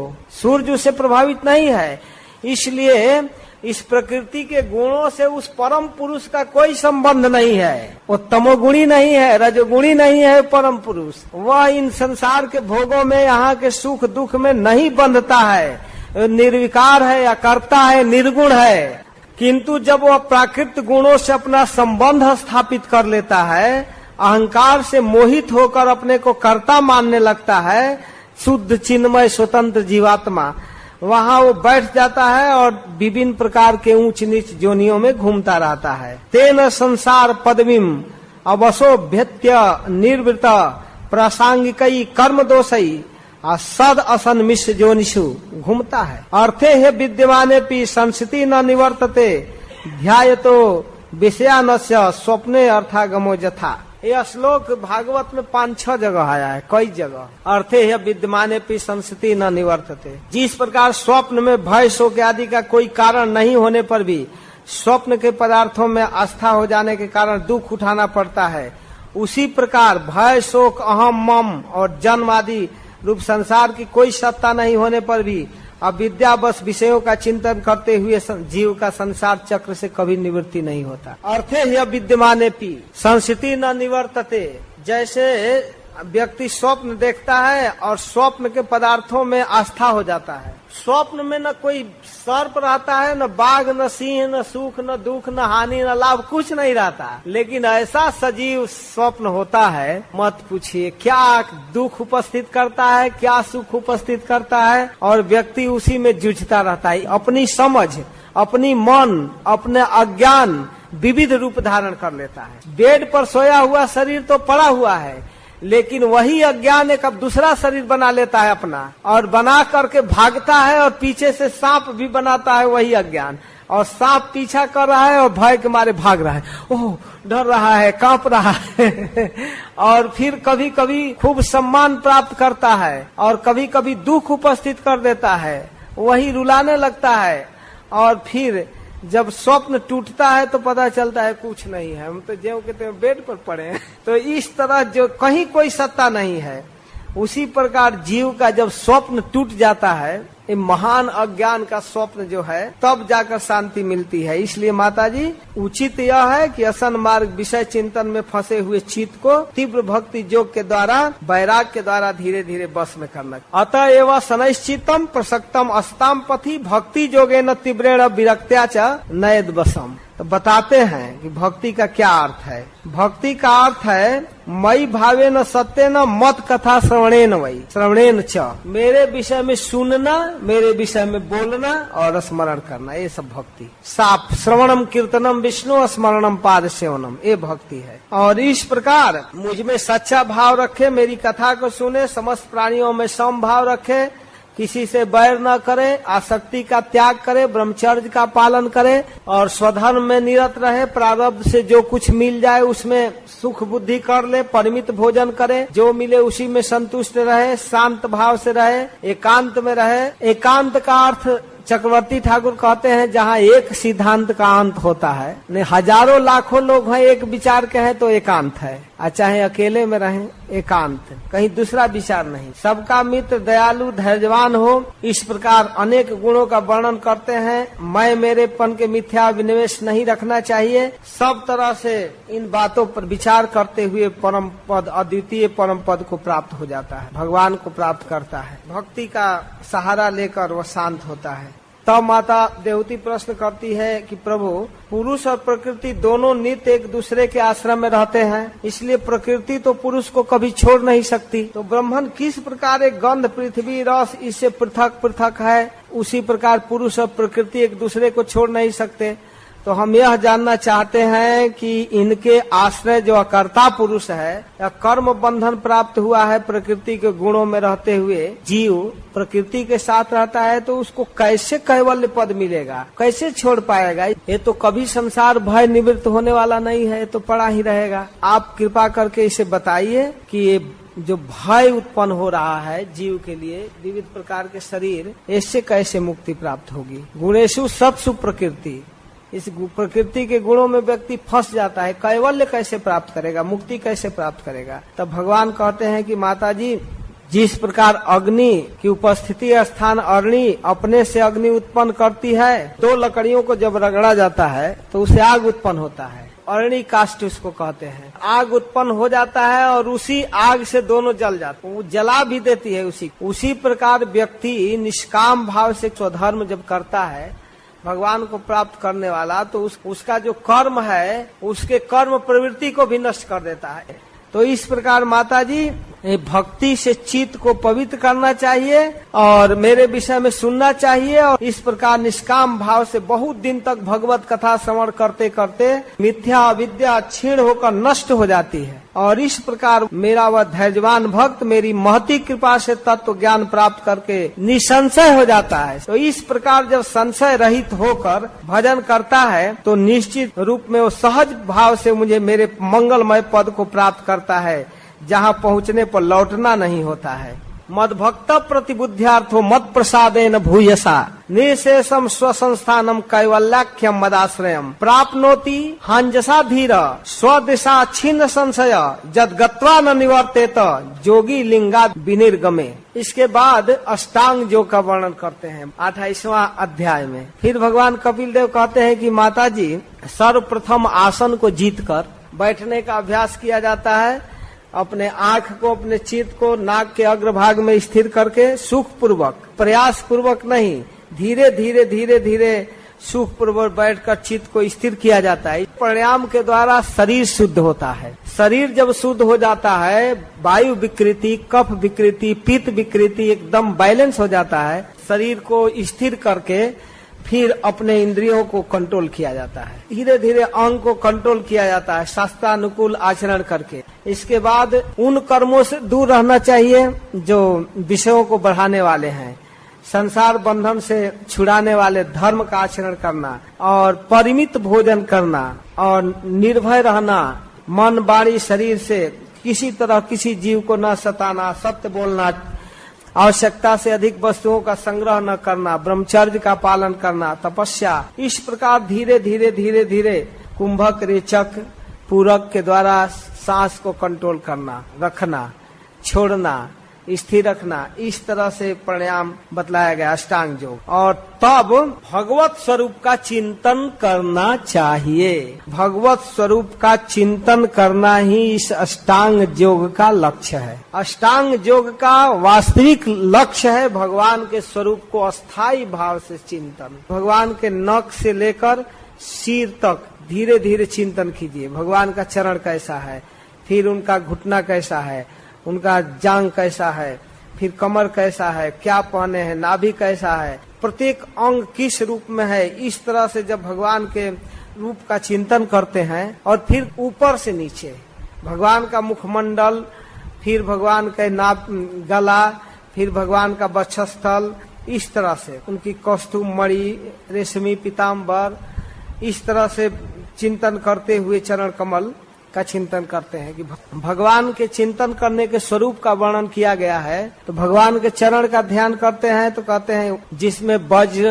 अंकुश, ध्वजा यदि चिन्ह है और लाल लाल नक्षचंद्र, चंद्रिका, जो घोर अज्ञान अंधकार को दूर करने वाले बड़े बड़े ऋषि मुनि जति महात्मा जिन चरणों का ध्यान करते हैं और जिन चरणों को धोकर बहने वाली गंगा जगत को पवित्र करती है, इसी चरण के धोवन भगवान शिव अपने जटा में धारण करते हैं। इस तरह से सारे पाप समूह को धोने वाला चरण कमल है। इसकी महिमा का स्मरण करना चाहिए। इसके बाद भगवान के दोनों पिंडलिनों को नीचे घुटनों तक ध्यान करें कि जगत विधाता ब्रह्मा के आराध्या माता सुर वंदिता कमल लोचना लक्ष्मी जिन घुटनों को अपने जांघ पर रखकर अपने कोमल करों से जिनको लाड़ लड़ाती है, दबाती रहती है, वह है चरण। फिर भगवान के जांघ का स्मरण करें और उसको करते हैं कि अलसी के फूल के समान जो नील कमल के समान नील वर्ण है, और जो गरुड़ जी के पीठ पर रहता है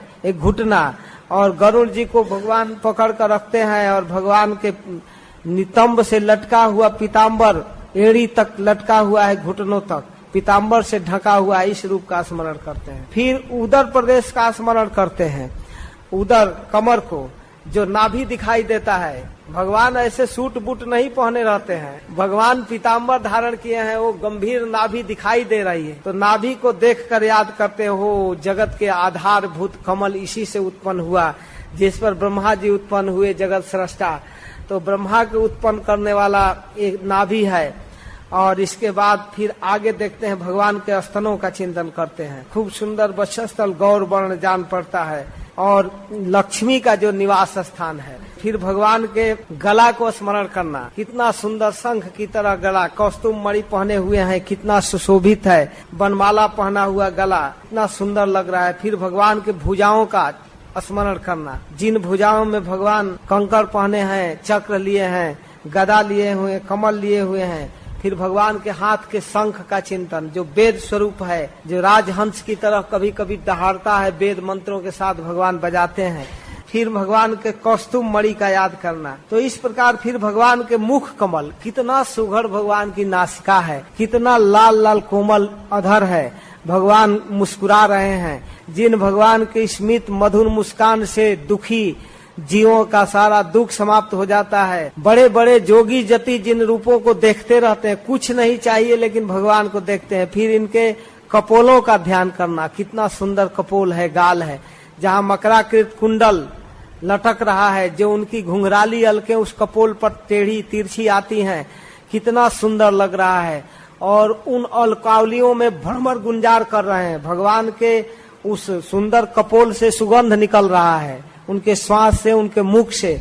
तो भौरे कमल समझकर उस कपोल पर भ्रमर आते हैं, गुनगुनाते हैं, उनको खूब सुंदर कमल कोष जैसा लग रहा है। तो इस तरह उनके चंचल नेत्रों का, जिन नेत्रों से भगवान एक साथ हजारों को देख लेते हैं, इस तरह आलस रहित मुखारविंद का ध्यान करना। तो इस प्रकार भगवान को जब भक्त लोग देखते रहते हैं तो देखते देखते अपने चित्त को ऐसे करते हैं, केवल भगवान दिखाई देते हैं। अब न कोई साधक रह जाता है, न साध्य। अब कोई प्रयास की गुंजाइश नहीं, न कोई देखने वाला, न दृष्टा, एकदम केवल वही रूप छा जाता है। अंत में कहते हैं कि इस प्रकार, जिस प्रकार एक ही अग्नि अनेक पृथक पृथक आश्रमों में विभिन्नता के कारण भिन्न भिन्न दिखाई देती है, उसी प्रकार देव मनुष्य आदि शरीरों में एक ही आत्मा विभिन्न आश्रयों के कारण भिन्न भिन्न दिखाई देता है।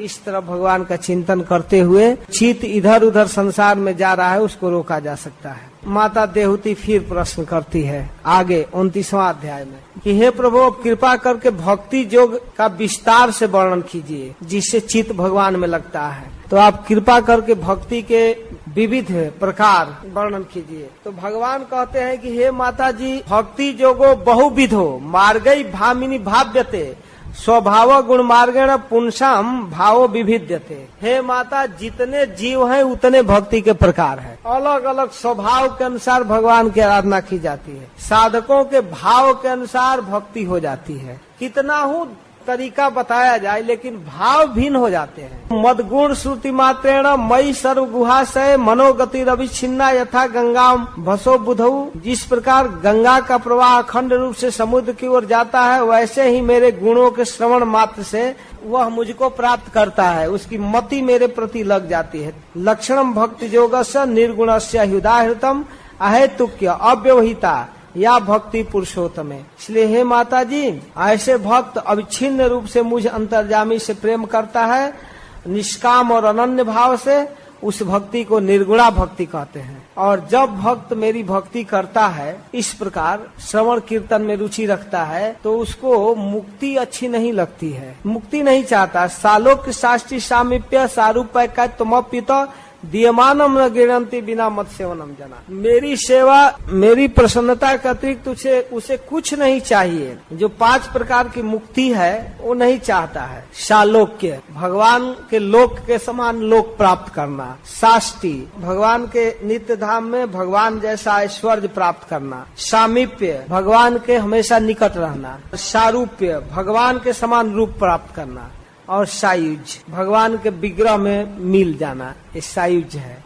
वैष्णव लोग तो इस मुक्ति को बहुत घृणा की दृष्टि से देखते हैं। तो इस प्रकार की मुक्ति जो है, 4 मुक्ति को तो वैष्णव स्वीकार कर लेते हैं, लेकिन 5वां जो सायुक्त है उसको नहीं स्वीकार करते। इस सेवा के प्रभाव से वह तीनों गुणों को लाघ कर मेरे भाव को प्राप्त करता है भक्त। तो हे माता जी, इस प्रकार नित्य नैमित कर्तव्यों का पालन करके नित्य प्रति हिंसा से रहित होकर मेरी प्रतिमा का दर्शन करना, पूजा करना, स्तुति करना, वंदना करना, प्रणाम करना, धैर्य से वैराग का अवलंबन लेकर पुरुषों को मान देना, महापुरुषों का आदर करना, दीनों पर दया करना, जो समान व्यवहार, समान वयस, समान उम्र, समान वर्ग के लोगों के साथ मित्रता करना, मेरे विषय में कथा श्रवण करना, नामों का उच्च स्वर से कीर्तन करना, सरलता के साथ रहना, अहंकार को त्याग करना। इस प्रकार से जो भागवत धर्म है इसका अनुष्ठान करना और फिर मेरे विषय में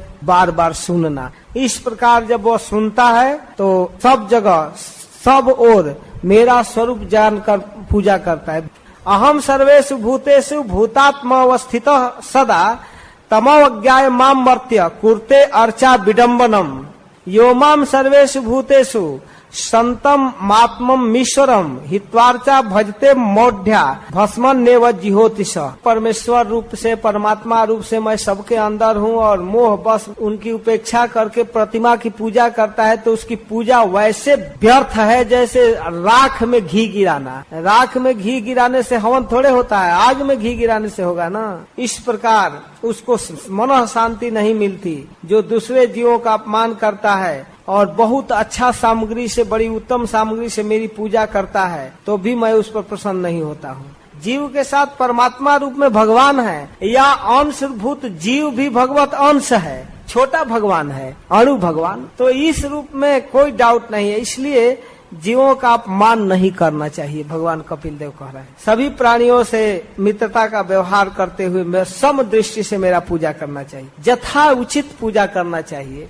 यद भयात बाति बातोयम सूर्यस्तपति यद भयात, मैं यद भयात वर्षते देवो भगणो भाति जद भयात। वहाँ मद भयात कहते हैं, यहाँ जद भयात कहते हैं। जद भयात, जिनके भय से, काल के भय से, उस पुरुष के भय से। ये वनस्पतियां जो फलती हैं, फूलती हैं, वृक्ष, उसमें भी उनका भय है। सब जगह उनकी मर्यादा काम करती है, इसलिए उनके कंट्रोल को समझना चाहिए। वह अविनाशी काल स्वयं अनादि आदि करता है और वही सारे जगत का अंत करता है। पिता को जन्म देने वाला, पिता से पुत्र को उत्पन्न करने वाला, सारा जगत की रचना करने वाला, पालन करने वाला, संहार करने वाला और काल जमराज के द्वारा मरवा देने वाला, अंत कर देने वाला, सब वही है।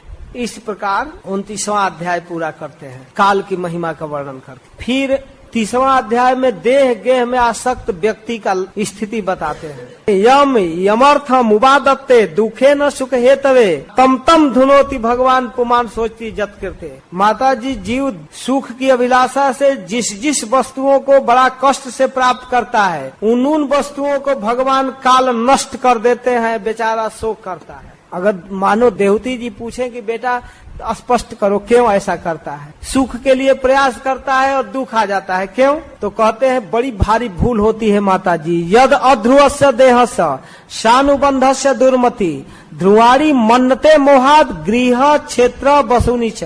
कहते हैं कि यद अध्रुवस्य देहस्य, अध्रुव माने जो ध्रुव नहीं है, टेम्पोररी है, परमानेंट नहीं है। शानुबंधस्य दुर्मति, देह से संबंधित जितने पदार्थ हैं उस दुर्मति के कारण, अज्ञान के कारण क्या करता है कि ध्रुवाणी मन्नते मोहात, अज्ञान के कारण उन दैहिक संबंध को ध्रुव मानने लगता है। अध्रुव देह है लेकिन मोहात ध्रुवाणी मन्नते, अज्ञान के कारण ध्रुव मानता है।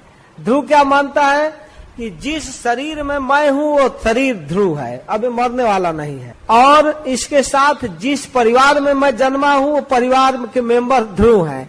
ये माता पिता भाई बंधु सगे संबंधी स्त्री पुत्र किसी को मरना नहीं चाहिए। किसको किसको ध्रुव मानता है? गृह घर को भी ध्रुव मानता है, क्षेत्र खेत को भी ध्रुव मानता है, बसूनी बैंक बैलेंस को भी ध्रुव मानता है, धन को भी। वो सोचता है कि हमारा धन बैंक बैलेंस जो जिसने पदार्थ है वो सब ध्रुव रहे। घर खेत धन आदि मोह बस नित्य मान लेता है। और इस ध्रुव के मानने के कारण जंतुर वै भव एतस्मिन् याम्यम जोनि मनुव्रजेत तस्याम तस्याम सलभते निवृत्तिम न विरज्यते। जिस जिस जोनी में जाता है उस जोनी में उसको अलग अलग माता पिता मिलते हैं, अलग परिवार अलग समाज मिलता है और उसी परिवार में वो मस्त रहता है। सुअर बन गया तो वहाँ से हटना नहीं चाहता, वही कीचड़ वही पंख वही मल मूत्र खाने में आनंद। कोई जरूरत नहीं है मनुष्य बनने का और कोई जरूरत नहीं स्वर्ग जाने का, क्योंकि उसी को ध्रुव मान लेता है। वो जानता है कि ये मेरा कंडीशन इसी रूप में बना ही रहना चाहिए। ध्रुवाणी मन्नते निवृत्तिम न विरज्यते, उसे विरक्त ही नहीं हो पाता है, क्योंकि उसके चित्त पर जो अज्ञान छाया रहता है वो हटता नहीं है। और वह मूर्ख अपने आत्मा को शरीर को आत्म जायत सुतागार पशु द्रविण बंधुसु निरूढ़ मूल हृदय आत्मानम बहुमन्यते, अपने शरीर को स्त्री को पुत्र को घर को धन को बंधु बांधव को सबको मानकर और भाग्यशाली मानता है हमारा भरा पूरा परिवार। और उसमें होता क्या है? संदेह मान सर्वांग ऐसा मुदवाहनाधीना करोत्य वीरतम मूढ़ो दुरीतानी दुराशय। योजना बनाता है, प्लानिंग करता है, ये करना है वो करना है, ऐसा करना है वैसा करना है, उसी प्लानिंग में वो जलता रहता है दिन रात, पूरा होता ही नहीं। और इतना ही नहीं, कभी कभी असत स्त्रियों के फेरे में पड़ जाता है, तब आक्षिप्त आत्मेन्द्रिय स्त्रीणाम अस्ति नाम चमाया अस्ति नाम चमाया अहो रहो अचितया लापई शिशुनाम कल भाषणे। स्त्री के बातों में फंसकर उसके वादों में ये करना है वो करना है, कल एक काम कर दीजिएगा, ठीक है, अब उसी को सोचता रहता है। चंडीदास जी तो कहते हैं कि वो स्त्री रात को बाघिनी होती है और दिन में पिशाचिनी होती है, शरीर के शक्ति को नष्ट करती है और रात को ऐसा मंत्र देती है कि दिन में वो पिशाच की तरह घूमता रहता है, क्या करना है उसी मंत्र से प्रभावित रहता है। ऐसे अस्थि स्त्रियों के प्रभाव में और बालकों की मीठी बातों में फंस जाता है। गृहेषु कुट धर्मेषु दुख तंतेषु तंद्रित कुर्वन् दुख प्रतिकारम सुखवद मन्यते गृह। दुख का जो प्रतिकार है उसी को सुख मानता है, सुख आता नहीं है। ब्रज में जैसे सरोवरों के अंदर काई छा जाता है पानी के ऊपर, छोटा हरा हरा घास जैसा, तो काई हटाकर जब हम स्नान करना चाहते हैं ऐसे हटाते हैं हाथ से तो कुछ हटता है, नहाना चाहते हैं तब तक फिर आ जाता है, फिर हटाते हैं फिर आता है, फिर हटाते हैं फिर आता है। तो यही हटाना ही सुख नहीं है। अभी सुबह खाए शाम को भूख लग गया, शाम को खाए सुबह भूख लग गया, रोटी जुटा रहे हैं, यही जुटाना सुख नहीं है। बुखार आ गया टैबलेट खा लिए बुखार छूट गया, ये कौन सुख है? ये तो दुख का केवल प्रतिकार है। ये काई केवल हटाया जा रहा है आ रहा है, हटाया जा रहा है, दिन भर हटाते रहो आता रहेगा, इसी में जीवन बीत जाता है। तो कुर्वन् दुख प्रतिकारम, दुख का प्रतिकार ही सुखवद मनते गृही, उसी को सुख मान लेता है और इसी को पाने में करने में बहुत अनर्थ करता है, हिंसा करता है, चोरी करता है, पाप करता है और परिवार कुटुंब का भरण पोषण करता है, बार बार प्रयत्न करता है, लेकिन सुख का कहीं नामो निशान नहीं। लोग बस धन प्राप्त करने की चिंता करता है और चिंतातुर होकर कभी कभी असफलता मिलने पर लंबी सांस लेता है, अब क्या करें, इतना प्रयास किए बिजनेस में कोई फायदा ही नहीं हो रहा है, इतना पैसा लगाए हुआ। और जब लालन पालन में असमर्थ हो जाता है, बूढ़ा हो जाता है, तो जैसे कृपण किसान बूढ़े बैल को अनादर कर देते हैं, बढ़िया से खिलाते पिलाते नहीं, वैसे परिवार के बच्चे बूढ़े का अनादर कर देते हैं। अपने मालपुआ खाते हैं, बूढ़ा को डांटते हैं, चुप, दिन भर बोलता रहता है। बूढ़ा क्या हो गया, पागल हो गया, डांटते रहते हैं। वही नाती पोते पुत्र, और वो दुख को सहता है। जिनको पाला है वही डांटता है। ना द्रियंते यथा पूर्वम किनाशायो गोजरम, अनादर करते हैं। और बेचारा वृद्धावस्था के कारण अगर लोभ बस मालपुआ खा भी ले तो पचा नहीं पाता है। नागनी हो गई है, भोजन का सामर्थ्य नहीं है, देख देख कर मरता है, लोभ बस कुछ खाने की चेष्टा करता है तो पच नहीं पाता। पुत्र के टुकड़ा खाकर किसी तरह घर में कुत्ते की तरह कुछ दे देते हैं बच्चे तो खा लेता है और उसी में जीवन निर्वाह करता है। और जब मृत्यु का समय निकट आ जाता है तो और चिंताएं बढ़ जाती है, ये लड़के घर नहीं संभाल पाएंगे, एक घाटा लग जाएगा, दुकान बर्बाद हो जाएगा, सारा बिजनेस, मरता रहता है और अपने सगे संबंधियों से कहता है मेरे बात देखिएगा, संभाल दिएगा इनको। मृत्यु के समय आने पर और ज्यादा चिंता बढ़ती है, शरीर असमर्थ हो जाता है, कंठ में घुरघुराहट आता है, शोकातुर बंधु बांधवों में घिरा हुआ शरीर छोड़ने पर निश्चित नरक में जाता है। और इस प्रकार मृत्यु के पास में बंध कर अचेत होकर नरक में जाता है। और उस समय जमदूत आते हैं तो भय के मारे मल मूत्र त्याग कर देता है और गले में रस्सी बांधकर जमदूत खींचते हैं और मार्ग में विभिन्न प्रकार के डांटते हैं, अपने पापों का याद दिलाते हैं। याद है ना, तुमने ऐसा किया था, अपने तुच्छ परिवार के लिए तुमने इतना चोरी किया, इतना कपट किया, लोगों को ठगा।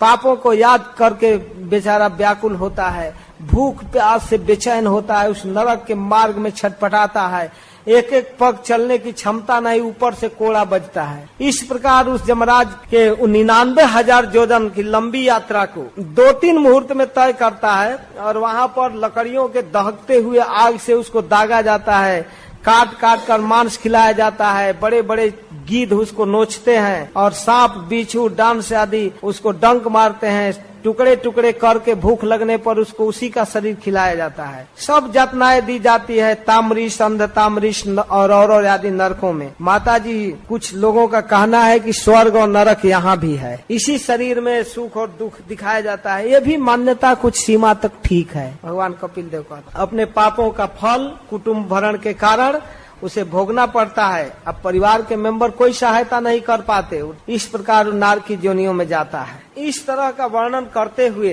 भगवान कपिल देव कहते हैं कि फिर नरक में जाकर क्या करता है। अगर माँ देवती पूछ दे कितना दिन रहता है तो जब तक अपना पाप है तब तक नरक में रहता है। आप पापों को भोग कर फिर धीरे धीरे धीरे धीरे उन जोनियों से ऊपर आता है और सुकर कुकर आदि जोनियों को लंघता हुआ क्रमशः शुद्ध होता हुआ फिर मनुष्य जोनि को प्राप्त करता है। और फिर इस जंक्शन पर जब आता है मनुष्य शरीर में तो यहाँ पर अब कर्मों का रिजल्ट तैयार होता है। और जोनी जो है पाप जोनी भोगने वाला जोनी है, लेकिन यह कर्म जोनी है, यहाँ के कर्मों का रिकॉर्ड बनता है। तब यहाँ पर अगर अच्छा कर्म करे तो अच्छा लोक, भगवत भजन करे तो वैकुंठ, बुरा कर्म किए तो फिर पुनः मुझको भव नरक। तो यही अवस्था है जीव की। और जीव अपने पिता के बीर्ज के द्वारा माँ के गर्भ में डाला जाता है, ये 31वें अध्याय में कहते हैं। और ये एक साइंस है किस प्रकार माता के शरीर में जीव को डाला जाता है, बीर्जकरण के द्वारा स्त्री के उदर में प्रवेश करता है और वहाँ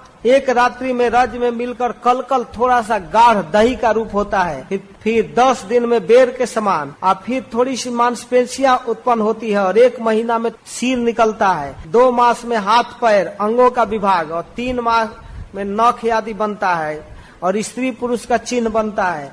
इसके बाद 4 मास में मांस आदि 7 धातु, 5वां महीना में भूख प्यास लगने लगता है और 6ठा महीना में उस मांस झिल्ली में लिपटा हुआ दाहिने कोख में घूमता है। फिर माता जो भी खाती पीती है उसको वह मुख से नहीं खाता है, नाभि से खाता है। माता के छोटी आंत से रस बनता है, नाभि के माध्यम से जाता है। माता अगर किसी कारणवश कड़वा खा ली, तीता खा ली तो उस शरीर में लगता है बच्चे को और उसमें छटपटाता रहता है, कुछ कर नहीं पाता है। 7वां महीना में उसे कुछ ज्ञान होता है और किसी किसी सौभाग्यशाली जीव को भगवान की प्रेरणा से ज्ञान दिया जाता है माँ के गर्भ में, और वो उस गर्भ में जीव उस दुख की अवस्था में छटपटाता हुआ भगवान की स्तुति करता है कि हे प्रभु, आपके निर्भय चरणारविंद का हम भजन करेंगे, हमें यहाँ से निकालिए और हम आपके अभिकारी स्वरूप को जानना चाहते हैं प्रभु। वहाँ भगवान के स्वरूप और महिमा को समझकर उनकी वंदना करता है और भगवान के महिमा को एक स्तुति के माध्यम से जीव कहता है, इसका वर्णन किया गया है। आप हमें प्रभु यहाँ से निकालिए, हम इस दुखमय स्थिति में पड़े हुए हैं, आप अंतर्जामी रूप से हमारे दुखों को जानते हैं, आप यहाँ से निकालिए। आप कब हमको निकालेंगे? मैं आपका भजन करूंगा प्रभु। अत्यंत दुख से कातर होकर उस गर्भ के दुख को झेलता हुआ जीव भगवान से प्रार्थना करता है और कहता है कि हमें इसे यहाँ से बाहर कीजिए, हम आपके चरणों का भजन करेंगे, आपके चरण को छोड़कर हम कुछ नहीं करेंगे प्रभु, हम निश्चित रूप से आपका भजन करेंगे। इस प्रकार इस संसार दुख में हम नहीं पड़ना चाहते हैं, दोबारा हमें माता के गर्भ में नहीं आना चाहिए। इस स्तुति को पढ़ लीजिएगा। जीव बड़ा कातर भाव से भगवान की प्रार्थना करता है। फिर 10 महीने तक जीव गर्भ में रहकर और प्रसव काल में माता के गर्भ से बाहर आता है। जब अधोमुखी बालक को प्रसव वायु प्रेरित करती है तब बाहर आता है, और बाहर आने के बाद उसका जो पूर्व स्मृति है गर्भ में वो नष्ट हो जाता है और यहाँ पर रोने लगता है, दुख की अनुभूति करता है। इस प्रकार धीरे धीरे शरीर की वृद्धि होती है। कौमार पौगंड अवस्था पार करते हुए जीवावस्था में पहुंचता है। फिर जीवावस्था में आने के बाद जब विभिन्न प्रकार के संसारिक भोगों को देखता है तो संसार के चक्र में पड़ जाता है। अब वो विषयों का अनुगमन करने लगता है। तेसु अशांत मूढ़ेषु खंडितातु स्वसादेषु, असत पुरुषों का संग करता है और ऐसे असत पुरुषों के संग में उसकी बुद्धि मारी जाती है, उसके स्वरूप का ज्ञान नहीं रहता है, मुझे क्या करना है नहीं करना है कोई विवेक नहीं, और वह ऐसे संग में पड़ करके स्त्री संग को सबसे बड़ा पुरुषार्थ मानता है। उसी को प्राप्त करने में सारा उसका जो धर्म है, ज्ञान है, क्षमता है, सब चला जाता है, सद्गुण नष्ट हो जाता है। सत्य, शौच, पवित्रता, दया, वाणी, संयम, बुद्धि, धन, संपत्ति, लज्जा, जस, क्षमा, इंद्रियों का निग्रह आदि सारा सद्गुण नष्ट हो जाता है, क्योंकि वह स्त्रियों का कीड़ा मृग बन जाता है। असत पुरुषों का संग कभी नहीं करना चाहिए, कह रहा है। तेसु अशांतेषु मूढ़ेषु खंडितात्म स्वसाधुषु संगम न कुर्यात् सोचेषु जोषित क्रीड़ा मृगेषु च।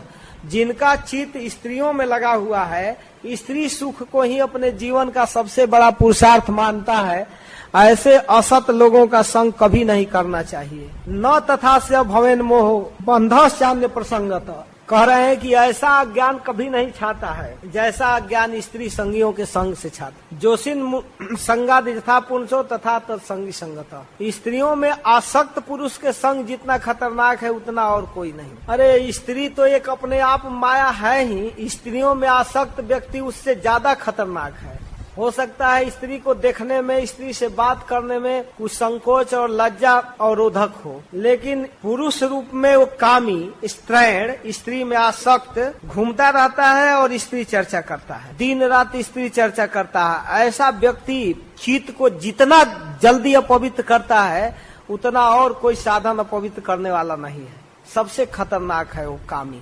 ऐसे व्यक्ति का संग नहीं करना चाहिए। और तो क्या बात करें, एक बार स्वयं ब्रह्मा सृष्टिकर्ता अपने पुत्री पर मोहित हो गए, मृगी रूप धारण करके उनके पीछे दौड़ने लगे। उन्हीं ब्रह्मा के सृष्टि, जिस सृष्टिकर्ता ब्रह्मा के अंदर ऐसी स्त्री रूप देखने से ऐसी स्थिति आ गई, तो इस ब्रह्मा के सृष्ट मरीचि, मरीचि के सृष्ट कश्यप, कश्यप के सृष्ट समाज, मनुष्य समाज आदि, इनकी क्या स्थिति होगी।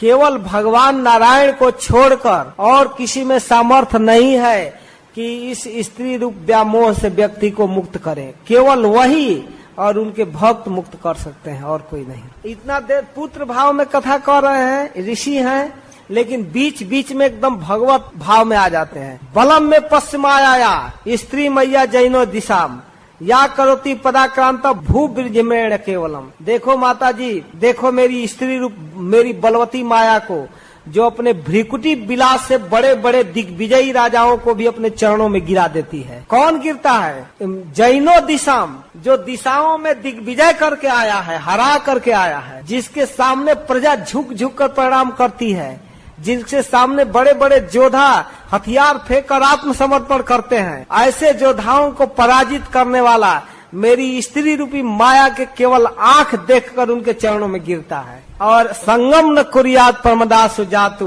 जोगस्य पारम परमारु रुक्षु मत सेवया प्रतिलब्ध आत्म लाभो बदंती या निरे द्वारमस्य। जिस पुरुष को परम पद पर जाना है, भगवत धाम जाना है, और जिसे मेरी सेवा के प्रभाव से आत्मानात्म का विवेक हो गया है, उन्हें स्त्रियों का संग कभी नहीं करना चाहिए, क्योंकि ऐसे पुरुषों के लिए वो स्त्री नरक का खुला दरवाजा है। बदंती या निरय द्वार मत्स्य, नरक का दरवाजा है। हाँ, योपयाति शनैर माया जोशी देव विनिर्मिता, यह मेरे द्वारा निर्मित माया योपयाति आती है धीरे धीरे। कैसे? सेवा के बहाना लेकर वो भोजन बनाती है, कपड़ा साफ करती है, चरण दबाती है, बड़ी सेवा करती है। और जोशी देव विनिर्मिता, भगवान के द्वारा माया बनाई गई है। तामिक छेतात मनोमृत्यु त्रिणयी कुपमिवावृतम, आत्म तत्ववेता को उस स्त्री को कैसे से देखना चाहिए, कैसे निरीक्षण करना चाहिए माया को। जैसे जंगल में पहाड़ों के बीच कोई पानी के बहाव से गड्ढा बन जाता है, 20 फीट 15 फीट गड्ढा, और बरसात के दिनों में आसपास के घास बढ़कर उस गड्ढा को घेर लेते हैं। और तृण के लोभ में घास चरता हुआ कोई पशु, गाय भैंस बैल चरता हुआ जाता है, सोचता वहाँ बड़ा घास है, और जब ही घास के लोभ से वहाँ पैर रखता है तो ही 20 फीट नीचे। इसे तिनके से ढके हुए कुएं के समान अपनी मृत्यु समझनी चाहिए आत्मविवेकी को। इसे कहते हैं निरस्त कुहकम, इसमें कोई कुहक नहीं है। और इसको कहते हैं कैतो धर्म रहित, कपट नहीं है, निष्कपट भागवत का प्रवचन है।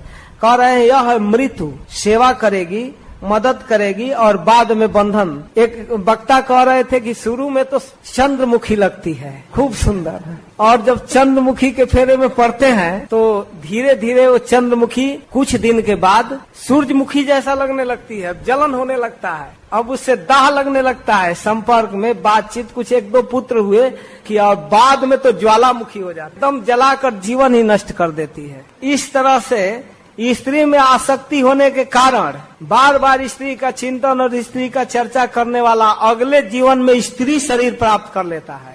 यह बहुत भारी खतरा है। बल्कि स्त्रियों को प्रॉफिट है कि वो पुरुष का चिंतन करते करते पुरुष हो जाएगी। इस तरह से जीव इस माया में पड़ा हुआ है माता जी, और इन दोनों के परस्पर संगठन होकर कार्य न करना प्राणी की मृत्यु जन्म बार बार इस तरह से होता रहता है। और इसमें पड़ा हुआ जीव बड़ी ही दुर्दशा को प्राप्त करता है। फिर अंतिम में कहते हैं कि मुमुक्षु पुरुष को मरणादि के भय, दीनता और मोह आदि में नहीं पड़ना चाहिए। उसे अपना स्वरूप जानकर धैर्य के साथ निसंग भाव से विचरण करना चाहिए, मेरी भक्ति करते हुए विचरण करना चाहिए। कहीं भी आसक्त होकर इस संसार को भोगने के फेरे में नहीं पड़ना चाहिए। जिसको भगवान कपिल देव आगे 32वें अध्याय में कहते हैं, घर गृहस्थी में पड़े हुए सकाम कर्म करने वाले अपने श्रद्धा के अनुरूप देवताओं के पितरों की आराधना करते हैं, उनकी बुद्धि उस श्रद्धा से युक्त हो जाती है।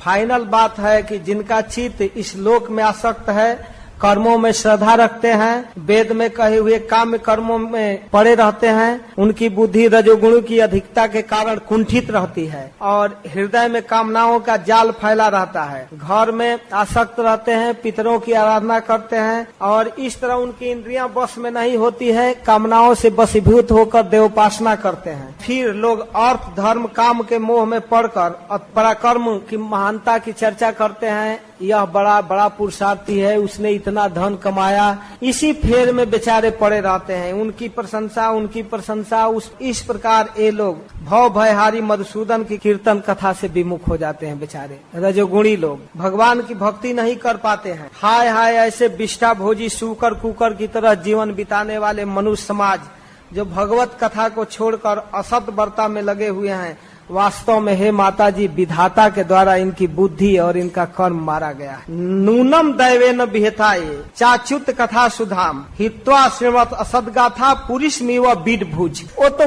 शुकर की तरह अपना जीवन बिता रहा है जो भगवत कथा नहीं सुनता है। गर्भाधान संस्कार से लेकर अंत्येष्टि क्रिया तक सारे कर्मों में विधि पूर्वक करने वाला सकाम कर्मी सूर्य से दक्षिण और पितृयायन आदि लोकों में जाते हैं, अपने संतति के लिए करते हैं तर्पण आदि, और इसके कारण जाते रहते हैं उन लोकों में। अपने ऊंच नीच जोनियों में जाते हैं अपने कर्मों के अनुसार, कभी देवता कभी पितृलोक में, कभी उनको वहाँ से विवश होकर गिरना पड़ता है। लेकिन सब तरह से माता जी मैं फाइनल उपदेश आपको करने जा रहा हूँ कि आप सब तरह से मेरी भक्ति के द्वारा भजन करो, मन वाणी को मुझ में लगाकर और भक्ति करो। भगवान वासुदेव की हुई भक्ति वैराग उत्पन्न करा देता है। वासुदेवे भगवती भक्ति योग प्रयोजितः जनयत्यासु वैरागम ज्ञानम यद ब्रह्म दर्शनम। और इससे ज्ञान होता है, भगवान के विषय में जानकारी होती है। इसलिए माता जी सभी साधन से बढ़कर मेरी भक्ति है। इसके द्वारा प्रकृति और पुरुष के यथार्थ बोध हो जाता है भक्ति से। इसलिए हे देवी, मैंने जो तुमको उपदेश किया यह उपदेश सर्वोपरि है, भक्ति योग से युक्त सांख्य दर्शन। इस उपदेश को दुष्ट, विनीत, घमंडी, दुराचारी, धर्मध्वजी, दंभी पुरुषों को नहीं सुनाना चाहिए। नैतत् खलयो पदेशे नाम न विनिताय करहिचित न स्तब्धाय न भिन्नाय नैव धर्म ध्वजाय च। और जो लोग विषय लोलुप है, गृहस्थ है, मेरा भक्त नहीं है, भक्तों से द्वेष करते हैं, उनको भी उपदेश नहीं देना चाहिए। जो श्रद्धालु हैं, भक्त हैं, विनयी हैं, सदाचारी हैं, किसी में दोष दृष्टि नहीं रखते, सभी प्राणियों की सेवा करते हैं, गुरु सेवा में तत्पर हैं, शांत चित्त हैं, पवित्र हैं, उनको ये उपदेश करना चाहिए साधु पुरुष को। इस प्रकार जो पुरुष मुझ में चित्त लगाकर श्रद्धा पूर्वक एक बार भी श्रवण और कथन करता है मेरे इस सांख्य योग को, वो परम पद को प्राप्त करता है। तो माता जी बहुत प्रभावित हैं, अपने पुत्र के मुख से उपदेश सुनकर बड़ी प्रभावित हैं। और माँ कहती हैं कि अहो विचित्र बात है हे नाथ, सत्वम भूतों में जठरेण नाथ कथम नुजस्यो दर एद दासित विश्वम जुगान्ते बटपत्र एक शेतेस्म माया शिशु रंग रिपान।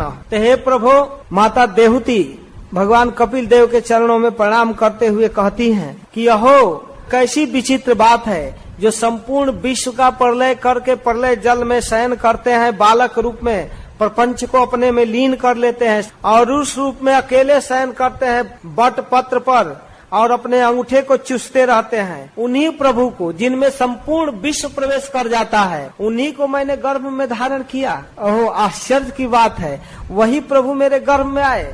माता देवकी तो कहती है कि हे प्रभु, दुनिया के लोग विश्वास ही नहीं करेंगे कि मैं आपको अपने गर्भ में धारण की हूँ। कैसे लोगों को विश्वास होगा आप मेरे गर्भ में आए हैं। उसी तरह हे भगवान, आपके इस दिव्य नामों का श्रवण करने वाले, कीर्तन करने वाले, भूले भटके कभी आपके चरणों का वंदना करने वाले, स्मरण करने वाले, अगर कुत्ता का मांस खाने वाला चंडाल भी है तो सोमजाजी ब्राह्मण के समान पूजनीय हो जाता है, आपका जो नाम लेता है। यद नाम ध्येय श्रवणानुकीर्तनाद यत प्रहरणाद स्मरणादपि क्वचित स्वादोपि सद्य सवनाय कल्पते कुतः पुनस्ते भगवन दर्शनाथ। फिर आपका दर्शन प्राप्त कर लिया कोई तो इसमें कहना क्या है। देवती जी कहती है कि अहो आश्चर्य है, कुत्ते का मांस खाकर पचाने वाला वह स्वपक्ष, उसके जिह्वा के अग्रभाग पर आपका नाम उच्चारण हो रहा है, तो वह श्रेष्ठ पुरुष सब तपस्या कर लिया, हवन कर लिया, तीर्थाटन कर लिया,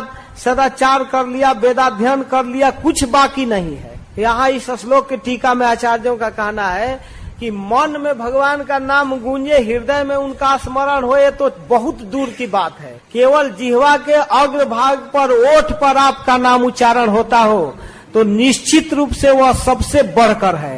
हरे कृष्णा हरे कृष्णा हरे कृष्णा कृष्णा कृष्णा हरे हरे, हरे राम राम राम हरे हरे उच्चारण हो रहा है। एक आचार्य कहते हैं कि जिसके जिह्वा से अनवरत कृष्ण नाम निकल रहा है, इसका मतलब कि वो सारा कर्म पूरा कर लिया, वेदों का एकदम फर्स्ट क्लास अध्ययन कर लिया, तीर्थों का भ्रमण कर लिया, दान दे लिया, हवन कर लिया, तपस्या कर लिया, सब कुछ कर लिया। कैसे?